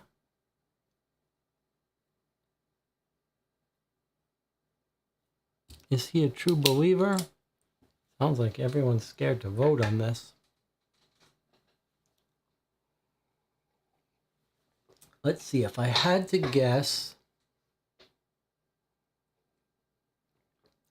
he's certainly not talking as if he's the leader, so I don't think he is the leader. Oh, I love Jonathan's theory. Jonathan's theory is he's coughing because he was poisoned with the rest of them. They all drank the Kool-Aid, but he survived. Yes, I'm going to agree that he's like the chosen to be the last to go, and they're all dead. All right, I put my vote in. They're all going to be dead except for him. and we're going to knock him out.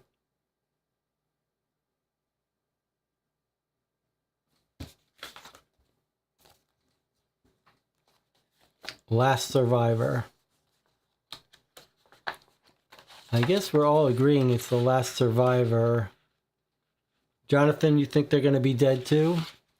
But Jonathan's being a little more specific, that he's going to be the last survivor, but the second in command, which I agree with. All right, here we go. Is that it? Everyone's got their votes. All right. All right, let's see what we've got.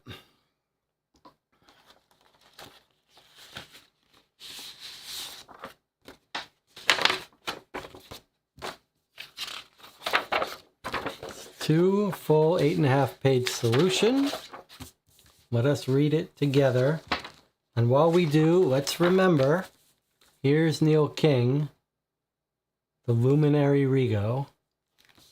And there's the girl we're coming to save, Shelley, and Garrett.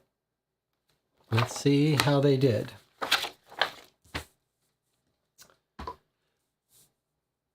You have successfully completed Temple of X. The door opens and you step through the doorway cautiously, not sure what to expect. Nearly 100 people, dressed in flowing purple robes and sporting tinfoil hats, stare back at you in stunned silence. The nearest rebel figure steps in your direction, holding his hands out towards you. Welcome! You have indeed passed the tests. The ascension is about to begin. Join us. The voice belongs to the man who spoke to you over the intercom. Till now, you had assumed the man was Luminary Rigo, but the man looks nothing like the cult leader. This man has a familiar face. And at first, you can't figure out how you know him. Then, recognition hits like a bolt of lightning, and you recall seeing a picture of him from one of the interviews. The haggard look on his face and the dark circles under his eyes make him look a little different. Garrett, you ask? The man nods slowly. It's Garrett. A purple-clad woman steps out of the crowd and joins him. You recognize her too. I was known by that name on Earth. I regret that I do not know your name. This is my wife. Her Earth name was Shelley. Welcome to the Temple of X. The woman, who is indeed Shelley Joy, smiles at you but does not speak.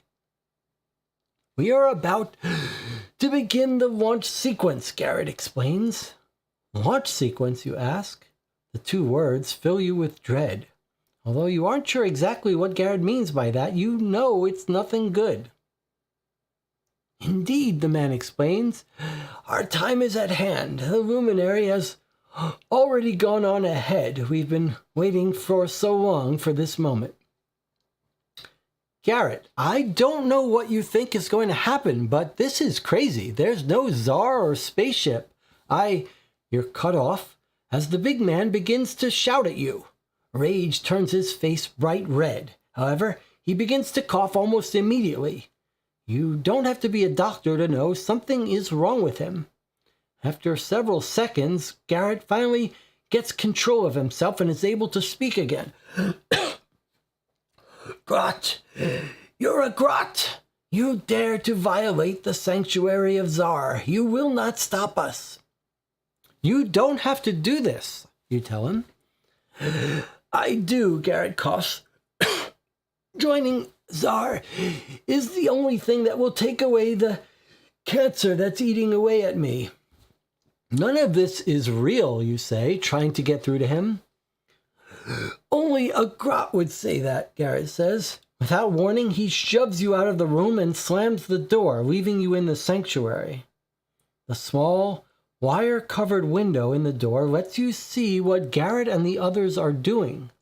The cult members rush around Garrett, who angrily points at the door and you. Garrett then moves towards the wall in the sanctuary where he begins to mess with something. Suddenly, an electronic alarm fills the air, followed by a computer-generated voice. Launch sequence initiated. Launch in 2 minutes. The calmness of the voice seems eerie. The others in the sanctuary all gather in the center and hold hands. All of them are smiling beatifically. They seem to be focused on something. I think we're in a nuclear silo. They seem to be focused on something. You strain to see what it is. As the robed figures begin to sway and move, you see something in the center of the room you did not notice before. A metal table supports a hazy glass dome. Can't see much about what's inside the dome because of all the people huddled around it, but you can see enough to discern that inside the glass is a prone, withered humanoid body with gray flesh and long, spindly limbs. It reminds you of the drawing in the handbook. But you know it could just as easily be a decayed corpse. The looks of hate and disgust on the faces of the cult members, however, make it clear what they believe is beneath the glass dome. Is that, you ask yourself, no, it can't be. This has to be a human under the glass. But you aren't sure what you're seeing, not really. Launch in 1 minute, the electronic voice says overhead. You pull at the door with everything you have, but it doesn't budge. You give up on stopping the countdown and decide to make a break for it instead. You make your way over to the exit, which this time opens easily, allowing you to climb the metal ladder. As you scramble up from the hatch in the ground, you hear the computer-generated voice again. Launch in 10 seconds. Spurred on by the fear of what will happen 10 seconds from now, you run faster than you thought possible through the woods. You don't know which way you should be running, but it doesn't matter. All that matters is getting as far away from the Temple of X compound as possible. You just reach the top of a hill when the noise hits you, and the air pressure around you changes abruptly. A thunderous explosion rains dirt and wreckage from the Temple of X down through the sparse canopy of trees, and the explosion knocks you to the ground. As you brace for the rumbling to stop, a piece of falling debris hits you in the head and it's lights out again. You wake up the next day, confused and frightened at first. You look down at your arm and realize you're in a hospital bed hooked up to an IV. Apparently, you were found shortly after the explosion by a hiker who called for help. After some rest, the doctors feel you're good to return home. The following few days are filled with interviews, police reports, and other media fanfare as you recount your tale of escape from the Temple of X. In the end, you were able to locate the cult, discover the truth of what happened, and offer some closure to the families. The Temple of X is no more, but Luminary Rigo is still out there. He could perpetuate the teachings of the Temple of X and build another commune if he isn't stopped. The thought of more carnage happening on this scale terrifies you. As you lock the door of the Will Street Detective Office for the night, something in the night sky catches your eye. Looking up, you watch as a bright light streaks across the heavens. A shooting star, perhaps, you ask yourself, or maybe a Grot star cruiser is coming to rain down destruction on us all. Or maybe that launch sequence was really a ship taking off, and what I'm seeing is actually the Temple of X headed to meet Tsar in the deep reaches of space. You shudder, remembering the sight of what you saw under that glass dome. Was it possible that there was something to all of this? You push the thought out of your mind. That's a question better answered by someone else. Case closed.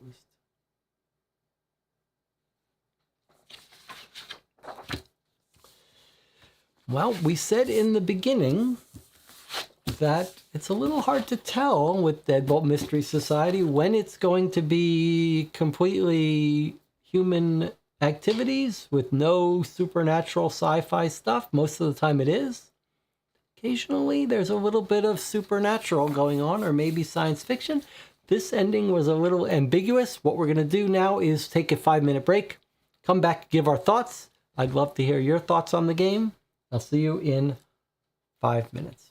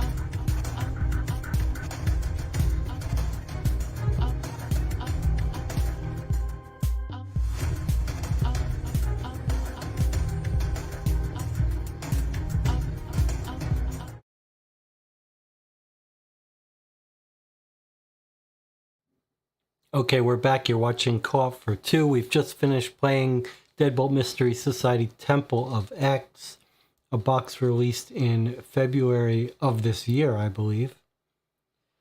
Unrated for difficulty. We'll talk about that in a second. Took us about 4 hours to play. One of the shorter Deadbolt Mystery Society sessions.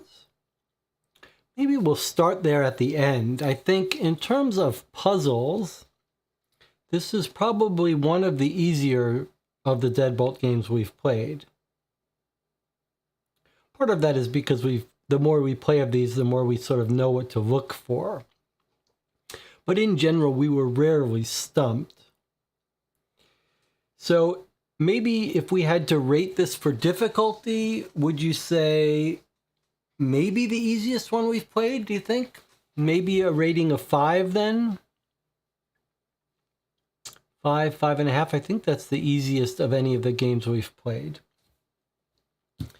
Looking at the chat, let's see. Jonathan says, overall, I enjoyed it. I appreciate that it still felt like the team was trying to come up with new puzzles. However, I think Jesse made a good point that the puzzles had a more busy work than usual. I'm a little mixed on the tone. The setup and ending were kind of serious if ambiguous. However, a lot of the middle felt pretty silly, like with the tinfoil hat, the faux theta reader. Still had very solid art. I did enjoy the ending itself. Probably not my favorite Deadbolt, but solid. Nicholas says, I only watched the last part, so I can't say much. Seemed quite light compared to other Deadbolt I've seen. The final puzzle was underwhelming. John said, I did not see that Garrett's new wife would be the other person we were looking for. That was a good twist.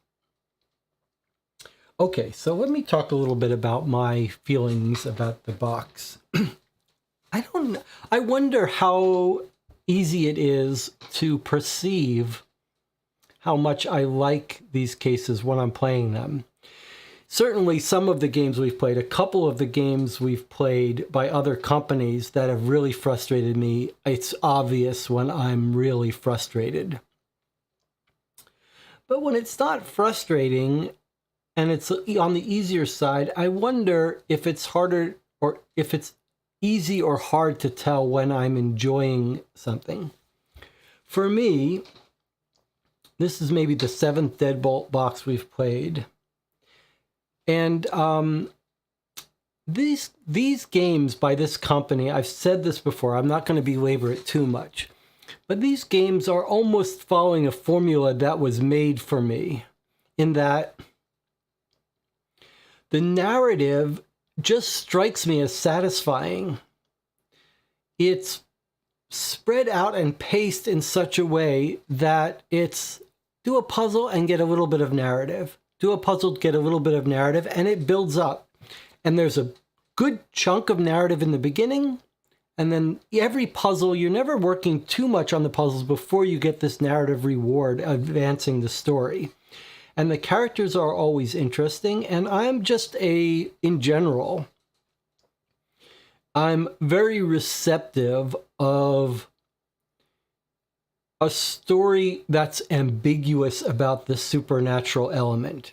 Even if in the end it said, hey, the answer is it was a spaceship and there were creatures, I just like not knowing, not feeling unsteady about what world we're in. Are we in a world where there's no supernatural and everything is just people believing things that aren't real and they're going a little crazy? Or are we in a real where there might be no supernatural? And from my perspective, like, this company is so capable, so confidently handling all this stuff that they've created this world where it's ambiguous. Like, that's the contract they've made with the players.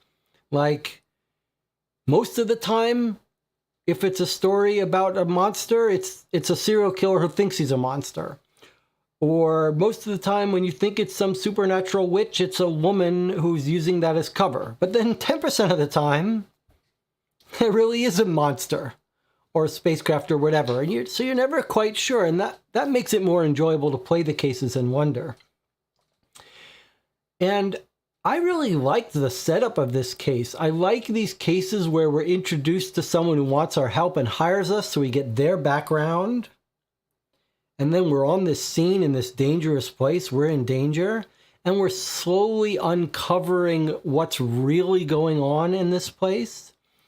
And I just love this willingness to put in this work for narrative.